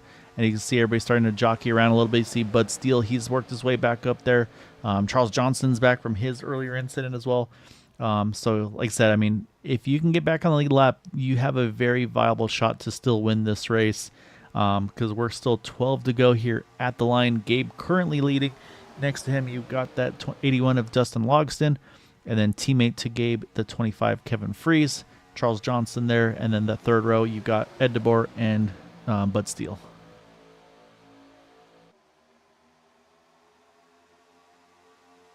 I'm kind of scared. Well, I'm unfortunately the concern I had, Matt. Looks like it's gonna happen. I think Dean and Rick have both lost the draft here. Oh, Seth's man. off on his own as well. He's got a lot of damage still in that 32 car. So yeah, so we stay right now. We stay 2x2. So now the lead pack though, it's gonna be pretty much to top 15 now altogether. 53 car is back out on track. He's just rolling out of the pits as we speak. Oh, look at the 8 and the 071 here. They're going to try to run that outside lane here, try to move themselves forward around Nick Wing. And it looks like they should clear. There goes Squabby leaving pit road. They'll get around the 28 car. They'll continue to move forward on the second lane. But yeah, like I said, I think now it's just everybody's going to start biding their time until they're ready to start making those final moves here. But I'm kind of eyeballing the boot knockers right now because they've kind of got the inside line pretty well controlled now with that 88 and the 25.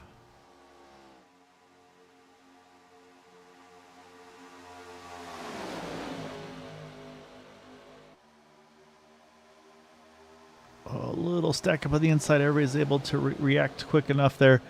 But Matt, we're coming to 10 to go here at the line. You see the 32 car there. He's going to get dropped a lap, unfortunately, with his damages. Again, we saw that the 55 and the 5, they're a little bit further back in the distance. 53 just came off on his own out of turn 4. So right now, like I said, the top 15 right now, this is the battle for these guys for the win of this race. And right now, it's showing Gabe or Dustin in the prime position. But again, lots that can happen here in these final 10 laps.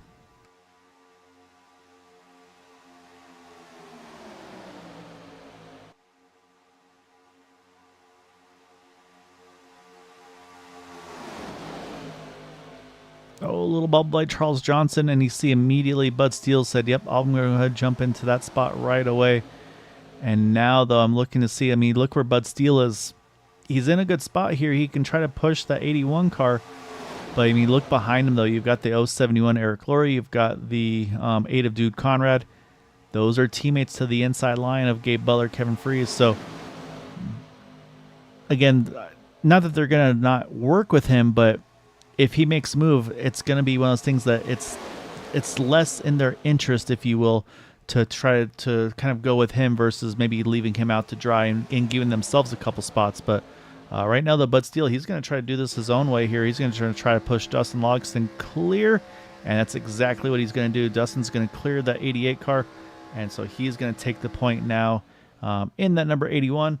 And it's going to now be Bud Steele leading that outside line. And he's going to have the 8 and the 071 behind him. The 28 there as well. Just a little bit further back there of Nick Wing. As we now got 8 to go here at the line. Oh, now you're speaking about 8 to go. Again, fuel not an issue, Matt. So we know these guys have the numbers to the end. And so, yeah, now it's just kind of where do you make your move, when, and how, honestly. I'll say you got to try to do everything right here. Again, we still have these 15 cars in it to have a chance to win. Right now, the 81, he's been able to clear that inside line with help from Bud Steele. We'll see if Bud can get the same kind of push from the 8 and the 071. But again, though, just a little bit uncomfortable. You can tell some of those guys saw the 12 there and 28. They had to adjust a little bit as well. Just again, if you get that inch wrong, Matt, it just puts you in a really tough spot. But look at Gabe and Kevin. They got to the top there. They get back to the point. Dustin Logson's going to get knocked back to third, it looks like, on the inside line. Wait for, can Dude Conrad clear? No, he's going to stay on the outside lane. And so, yeah, so right now I think if you're Bud here, you're hoping to find some help, honestly. Right. That isn't a boot knocker team. Oh, big shot there by Dude Conrad. That's going to give him some great momentum down the back.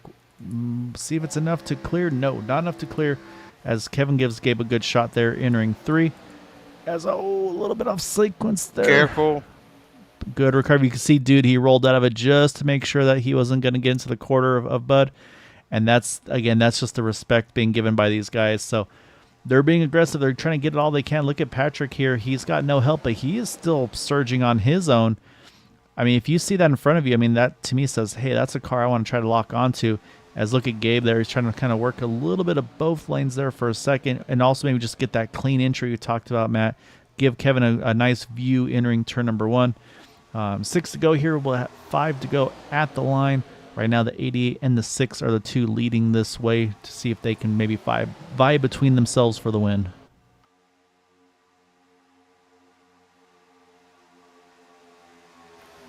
Man, what would you do if you're Dude Conrad? You also want to win this race, but you have a non-team member right in front of you.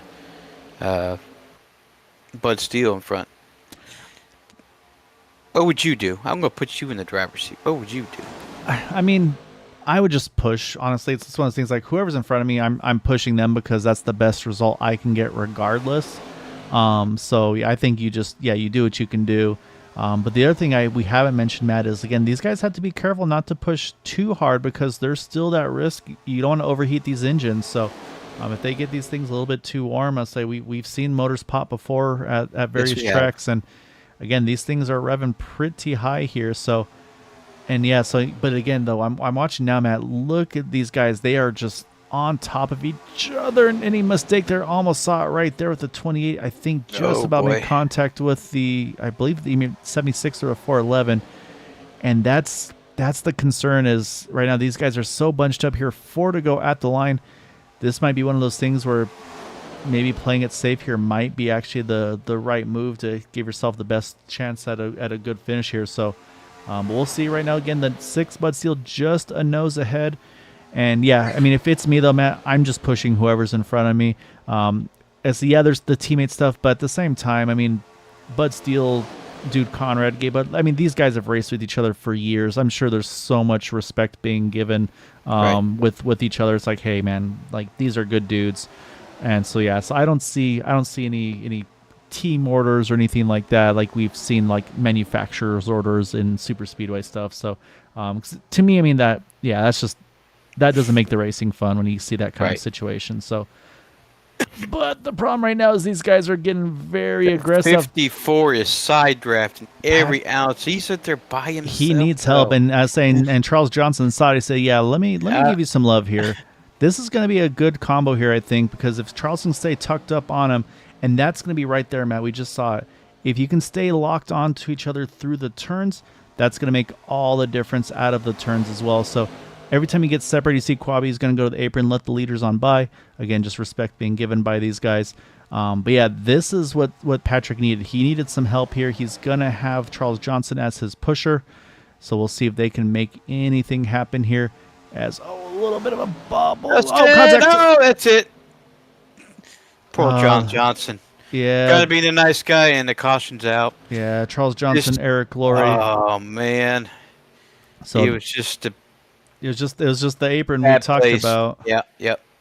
Wrong place, wrong time. So we'll go back, and yeah, I think, like you said, I think Dustin just caught the apron on entry here. We'll go find that number 81 car. We'll back it up just a teeny bit because you can get a better shot of. Yeah, and you saw it right there as I was rewinding it. So right here, Matt, we'll run it real slow. And again, these guys, you're entering blind, and right there just catches the apron, and then you're trying to catch it. But in doing so, you got to chase it up the track, and there's nowhere for Eric to go. There's nowhere for Charles to go. And just luckily, honestly, it was just these two because it definitely had the ability of being way bigger than it was.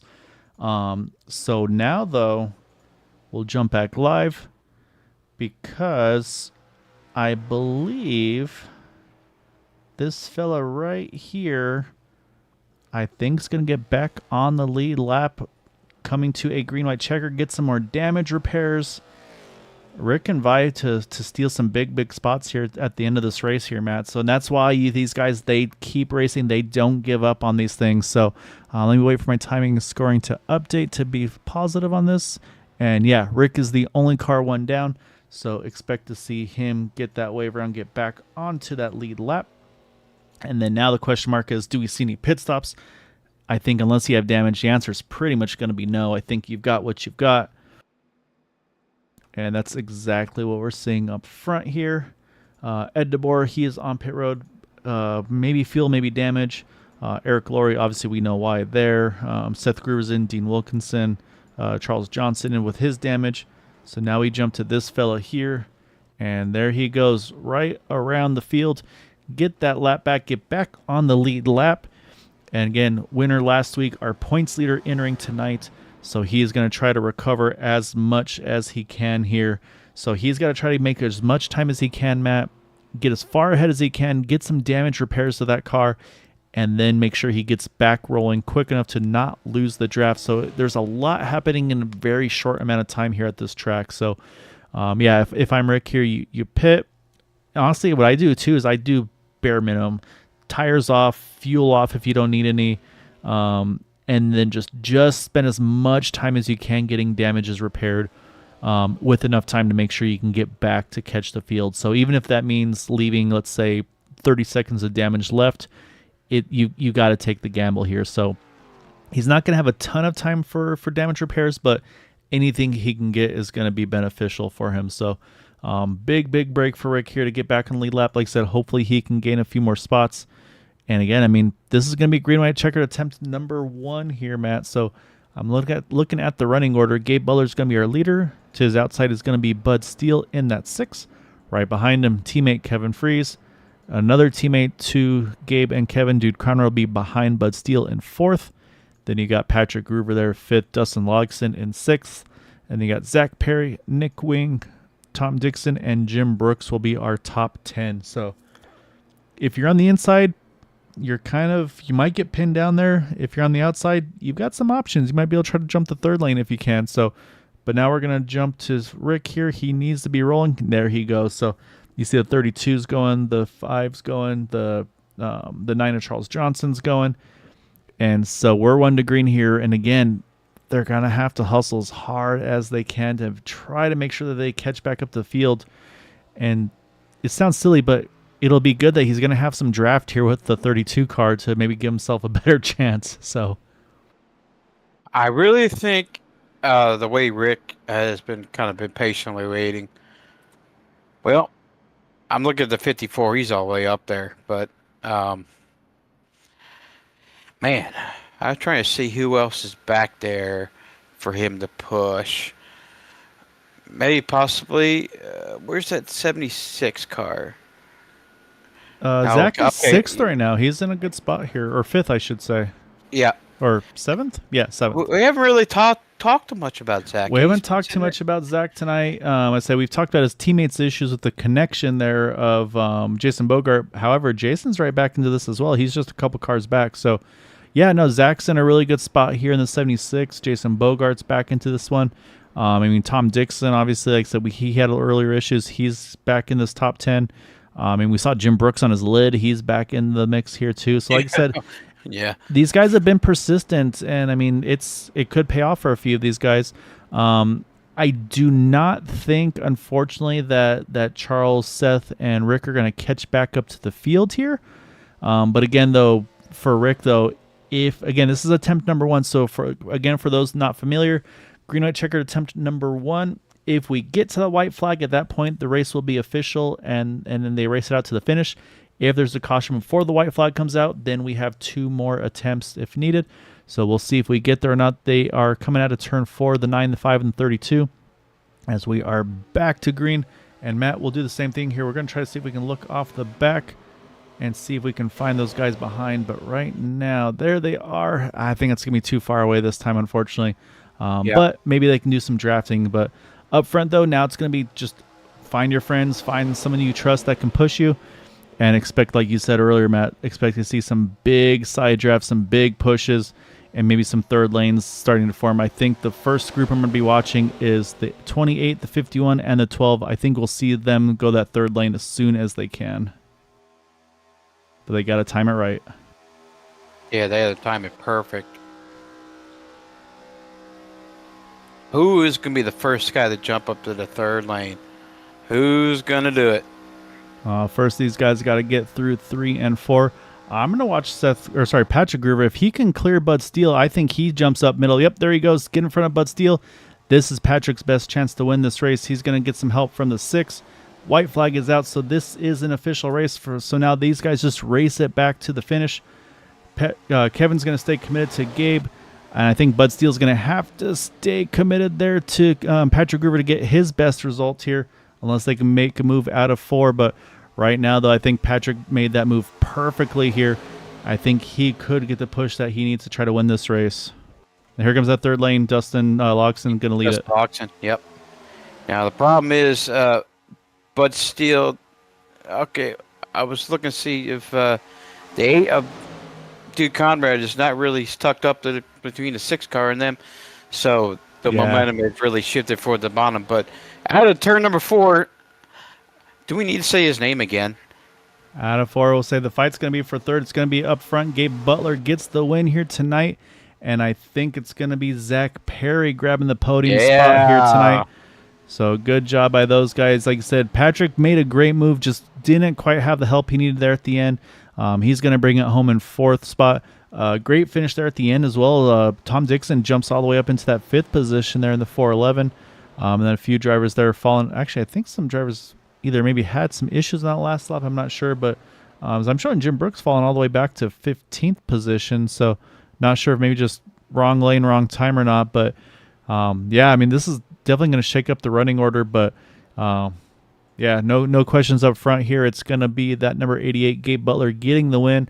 And honestly, he had a bad opening race, so this is going to, again, shake up the points affair. But I think it's going to bring it a lot closer together. We'll definitely take a look at those points before we call it for the night here tonight.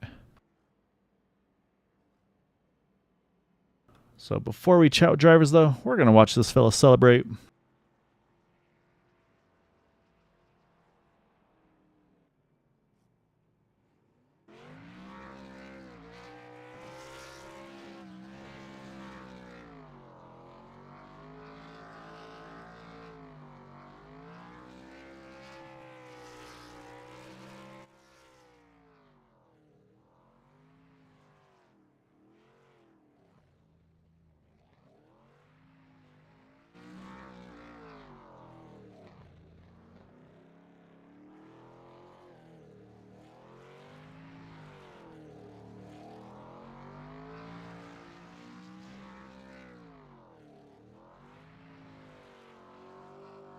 That was a great recovery by Gabe, though.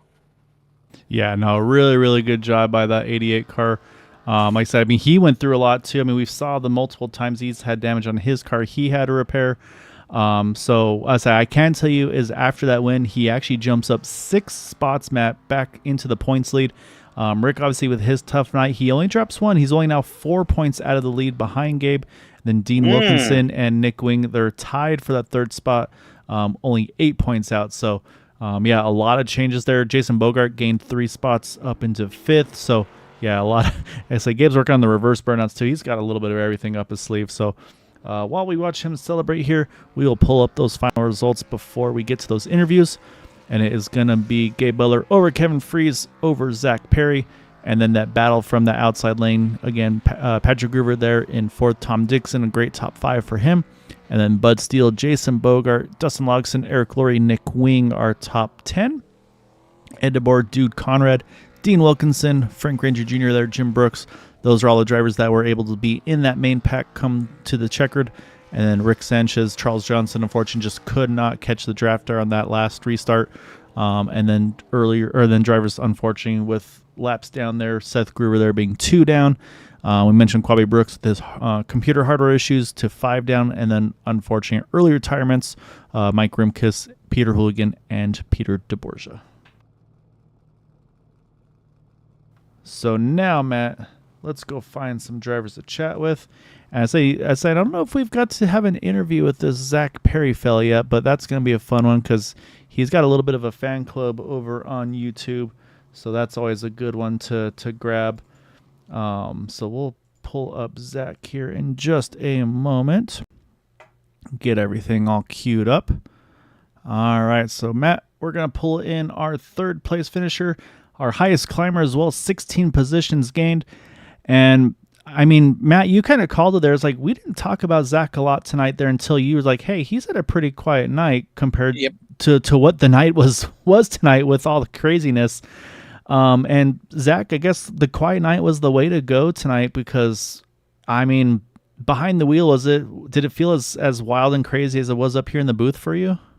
Oh yeah, yeah, it was definitely pretty wild. Everybody reckon it's so hard not to wash out in this corner, any of these corners. Definitely turn one. For me, it was a lot more difficult to keep it on the bottom. It was a mess, that was for sure. Yeah, I mean, and I was saying we talked about that tonight a little bit as well pre-race, where especially, I mean, there's no safe place at this track, maybe unless you're leading the inside lane, because again, if like right on this restart, you were third car on the bottom, and so I mean, you're going in blinds, entering 1 and 3, just trying to make sure you don't catch the apron or drift up. I mean, how tense are you on the wheel, just knowing that you almost have to time that entry just about perfect, because too soon you hit the apron, too late you wash up to the car on the outside. I mean, what's it like behind the wheel for you when you're in that position? Sweating big time. Yeah, it's definitely sweating there at the end. Sweating all the time around here, honestly. Even at the start, I just laid back. I figured there'd be a lot of wrecks. Was hoping there'd be a lot of wrecks. We had our group of, I guess, the outcasts.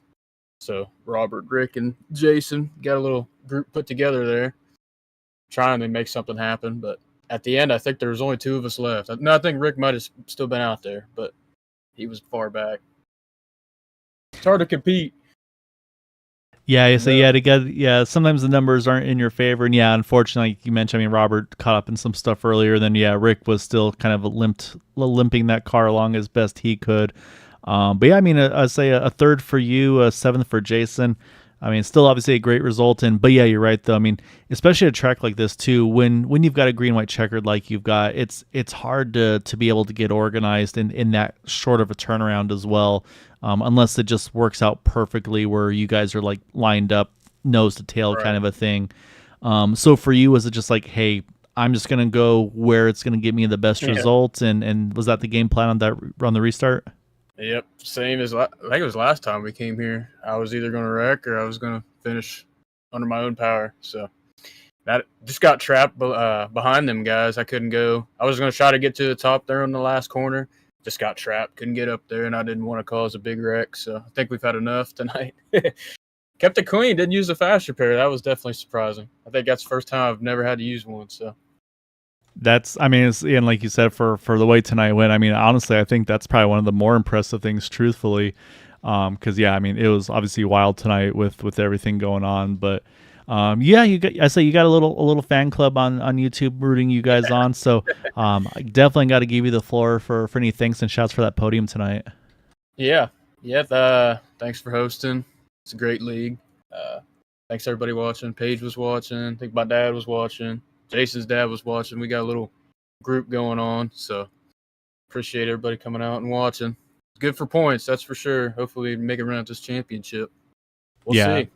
Yeah, definitely good points. Now I can tell you were the only driver tonight without any incident points. So I'll say it's one of those things where I'll say we need to either have some bonus points or brownie points or something for that one. So you can put that one on your cap. And actually, I can also tell you actually had the fastest lap of the race as well. So yeah, you had a couple things going for you tonight, man. But yeah, a hell of a job tonight. Like I said, unfortunately, you didn't get the opportunity to make the move to try to grab a win there at the end. But I mean, still to come out with the podium was a really good one tonight for you. Yeah, thank you. Yeah, thanks for hosting, guys. Appreciate it. All right, man. Great job tonight, and look forward to seeing you on track again soon, sir. Yes, sir. We'll see you. Good job. All right. What a good. I like seeing guys in the booth for the first time. It's a really good feeling that hopefully he'll get a win soon. Kind of brighten his day up a little bit better. No, I mean, I was saying it's a really good run, and yeah, I mean, you never know, and that's pretty much what you got to do is you got to put yourself in the right place at the right time, and say this fella here found himself behind a teammate who's going for that championship.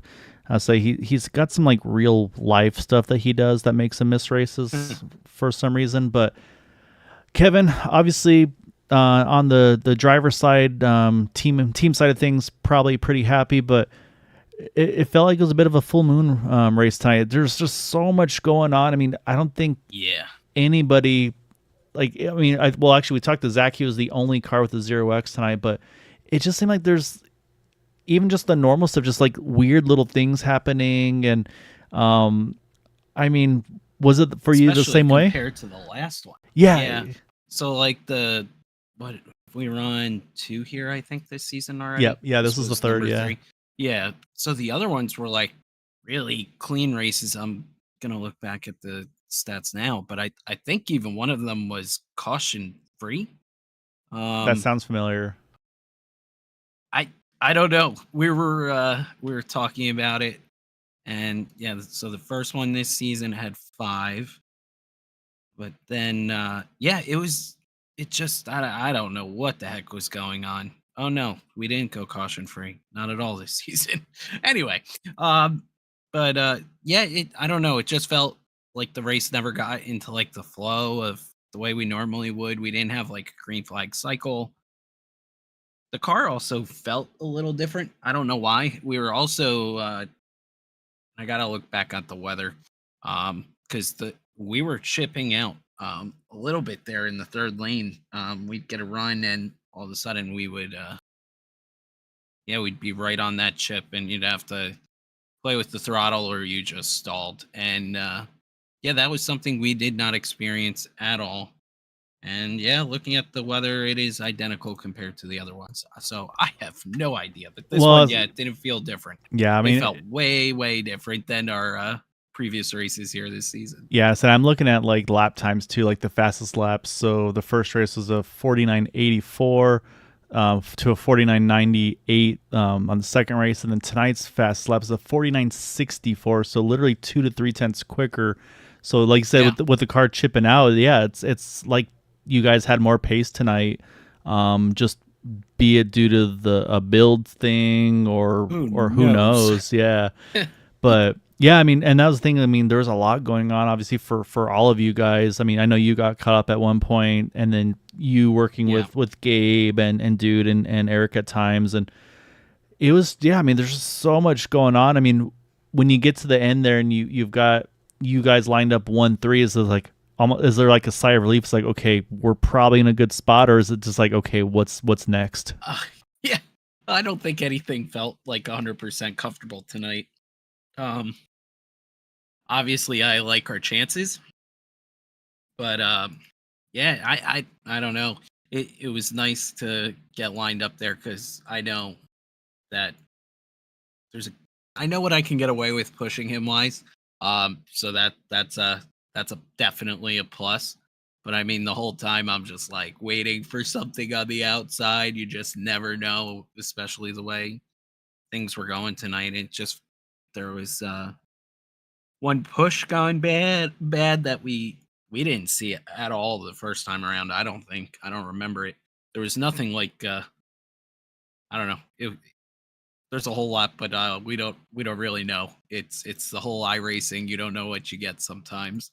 It's definitely unique in how they can say there's no changes, but the car feels completely different. So, yeah, and we got a build week coming up, so let's add that to the fun coming up here soon too. We know that's gonna cause pure chaos. So, that's just something we've come to expect over the years here, where you get a new build and everything you had is no more, and you got to go figure it out all over again. So sometimes that's fun. This past Xfinity, as we all know, was definitely not fun. But yeah, I say bumping on those cars are scary now. But yeah, but man, I say you were able to stick it through and survive and grab the runner up. I say, and again, I know obviously planning on being team player with trying to help out either Eric, Dude, or Gabe there, and I'll say luckily Gabe was able to be in a spot to capitalize. Obviously, it was unfortunately tough nights for Eric and Dude, but still got half of the playoffs left to go. They changed a bunch after tonight, so before we let you go though, I was to say you took it too. It was a big jump for Gabe. That was a huge jump, and it looks like we're still gonna have a pretty tight battle there, especially in the top 4. I think it was, or top 4 is separated by 8 points. So that's one bad pit stop away from shaking things up big time, or one untimely caution, or getting caught up in some wreck. And I mean, So it's Atlanta could next, be which an is interesting one. probably the second wild card of these races, you know. So Oh yeah, let's say Atlanta's one that it's kind of like here, the lot can happen. Yeah, Atlanta's funnest. I think it's fun, especially in these cars, with the tire wear and all kinds of stuff you can get. So hopefully they can all mix it up, keep it clean, and then they can all battle it out with the final race at Talladega. Because I mean, they've put on a pretty gosh darn good show all season long. So hopefully that continues. Yeah, no, it's been a lot of fun, man. And I'll say somehow we've got 2 to go after tonight. So as always, though, says I'm being yelled at my better 4-legged one. I guess then got to give you the floor though for any thanks and shout outs for that runner up tonight. Yeah, thank you to you and Matt for doing the broadcast for us tonight, and the drivers. It was an interesting race, but of course, it's always fun to be able to go out there and mix it up with these guys. Shout out to Gabe for getting that win, and thanks to Zach for giving some really good pushes, staying pretty well connected there. So that was awesome to see, and yeah, hope everybody enjoyed the show tonight.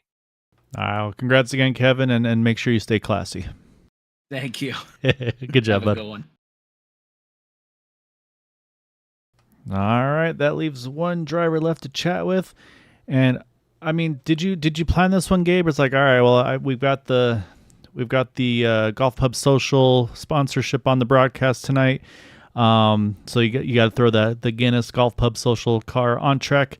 Get the win. I was a little nervous. I didn't see you popping until really late there, so I don't know if you're maybe practicing some extra tee time or what, but it didn't take you very long to get up front there and a few times there because you kind of had to work your way through a couple times with the way tonight went.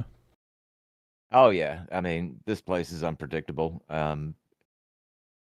for the most part. But we thought this car, the last time we raced here, it was like super stable. There was something off a little bit in the car. I'm not sure what it was, but yeah, I kind of got caught up in quite a few incidents tonight. One of my own doing for sure. I think one there where I turned Bud. He went really high in the corner, and I thought he was going to the second lane, but all he was doing was going high to let me see the corner while I was pushing him. But I just really thought he was going to the second lane, so I really have to take responsibility and apologize to Bud for that. But I think he ended up with a good finish anyway. So yeah, needed to win. I was so far behind Rick there, so we'll take it. No, yeah, it was a like I said, it was a great recovery. And my question was, there was a couple times where we saw you hit pit road, but then you drive through. Other times, then you'd pit, but then pit the second time by. And so I apologize for my assistant there in the background. But it seemed like you kind of would save the you would save the damage repairs for the second time in the pits there, because we'd see like the nose punched in a little bit. And then I would see the repairs happen on the second pit stop on the one to go versus the first pit stop. Was that just one of those things you've checked to see how much damage you had and say, okay, I'll do it the next time around? Or I mean, how did that work? Because that was one thing that really caught me off tonight. Two things. One, you're correct, just to check to see how much damage. And then second is to get more fuel on the second stop, by driving through, if that's what you're talking about. Okay, yeah. Because I was curious. I was like, well, no, why wouldn't you just get the damage fixed on the first one and then top off on the one to go and off you went? So there was times where I was getting nervous because it's like, well, is he going to have time to get it all repaired and catch the field? And then obviously at the end, you were able to use the fast repair towards the end of the race, if I remember right, like with 25-ish maybe to go, something like that. Because like you said, unfortunately, you had your fair share of things happening in or at you and around you tonight along with everybody. But yeah, so I mean, how hard was the strategy there too of when to use or save the fast repair? Well, I like to save it as long as I can, and if I can repair off 30 seconds of damage, 40 seconds, 20 seconds, that's what I'll do. But that last one was going to be 2 minutes and 15 seconds, so I had to take a fast repair. But I still went around again and came back in and used it the second time just to get more fuel in the car. And so it ended up working good. But there was one time there, I stayed a little bit too long in the pits. I was trying to repair off some damage, and inadvertently, I timed it perfectly because by the time I caught the field, I was flying and they were just getting going. And I think everybody was past the start-finish line before I got past the first car on the outside there. I think I ended up going to the front. I think I saw the aftermath of it, but not the how it happened. I was like, wait a second, how did Gabe get up there? So yeah, when you're going 230 and they're still building up speed, yeah, that probably helps momentum a little bit. Kind of like a Kyle Busch Bud Shootout, if I remember right, one year. Yeah, basically, because I mean these cars, as you know, it takes a long time for them to get wound up, and once they do, they start flying. So I was pretty wound up coming out of 4, and like you said, they were still getting going. So yeah, but I don't care for doing that. I didn't do it on purpose. Like I said, it was inadvertent, but anyway, it worked out. No, I mean, yeah, and it wasn't like it was the final restart where it happened. So I don't think there's any drama, at least that I could see on that part. But man, I would say it was a really, really good drive. Like I said, you had to come from the back to the front numerous times tonight to be able to get the win here tonight. And like I said, I'd say it's fun for you to grab that win tonight with, like I said, Golf Pub Social on the broadcast, see it on the car. And like I told you on Facebook, I'm definitely not sharing that appetizer that you shared because that looks too good to share. So. Man, they've got a fantastic new menu. So needless to say, that's why I was a little bit late tonight. I wasn't making the menu; I was eating it. Nah, man. I definitely is one of the things. Yeah, if I ever get that out that way, it's gonna be something that I have to check out just from. I'll say you're giving them all the good PR from that I can see. So. But no, I mean, hell of a job tonight, man. Great job on the win. Congrats as well. You jump up into the points lead after that win by 4 now over Rick. So halfway done the playoffs, 2 more to go, Atlanta, then Talladega. So go enjoy this one. We'll let you get back to work for that one. But before we let you do all that, as always, definitely want to give you the floor. Any thanks and shouts for that win tonight? Yeah, huge shout out to the team again. Fantastic pushing by Kevin. We had Eric and Dude in there. I thought Dude would have got a better finish, but just something happened there, Dan. I'm not quite sure what. But anyway, maybe we'll get him back up there next week along with Eric. And of course, everybody at Area 51, yourself, Gael. I don't know if you were by yourself tonight or not, but if you were, thanks for doing the broadcast. And of course, the girls at Golf Pub Social allow me to run their logo on my car and putting it on YouTube, get them some airtime. Really worked out tonight, so they'll be very happy with that when they see it. Yeah, that's awesome. Yeah, Matt snuck out somewhere, but so he was helping me out tonight, so I didn't get too bored tonight. But no, awesome job tonight, Gabe. Looking forward to see you battle out for that title the rest of the way there, and then of course looking forward to seeing you on Thursday night as well with the Xfinity cars. So go enjoy this one, man, and look forward to seeing you on track again soon, man. All right, buddy. Thanks. All right, that is our race winner in that number 88 of Gabe Butler. So you can see continuing to celebrate there. So that is going to do it for us. As like I said, Matt had to step away for a second. So again, thank him as well as always for all his dedication, time, and effort. Oh, there he is. For his help here. He's doing I'll let you do your thing there, brother. Okay. And then I say busy here in the booth, busy on track on Tuesday nights, busy adminning on Tuesday nights. I mean, like I said, you're a man of many hats, Matt, and like I said, it's always really appreciated. So thank you. I'm excited for Tuesday as well. So for those that like Superspeedway racing, check out Tuesday night. It's going to be similar, but in open wheel cars going 220, 230 at Michigan International Speedway. Matt, that's always one of my favorite tracks. I'm really excited to see you guys put that one on. It's going to be a blast, and I'm sure it's going to be fun but stressful, intense, and I mean that's what you do when you sim race. That's kind of what you do it for. Yeah, especially managing 30 other drivers. It's pretty tough. It's been a great start to the season over there too, so I'm looking forward to see what you guys have in store. So if you're interested in watching some more racing, we'll be back on Tuesday night. Thursday, of course, back with the Xfinities, and then back here again in a week's time on Sunday. So, as always, thank you again for watching. Hope you all had a very happy and safe Thanksgiving. And again, we'll be back on Tuesday night. So until then, though, take care, stay safe, have a good night.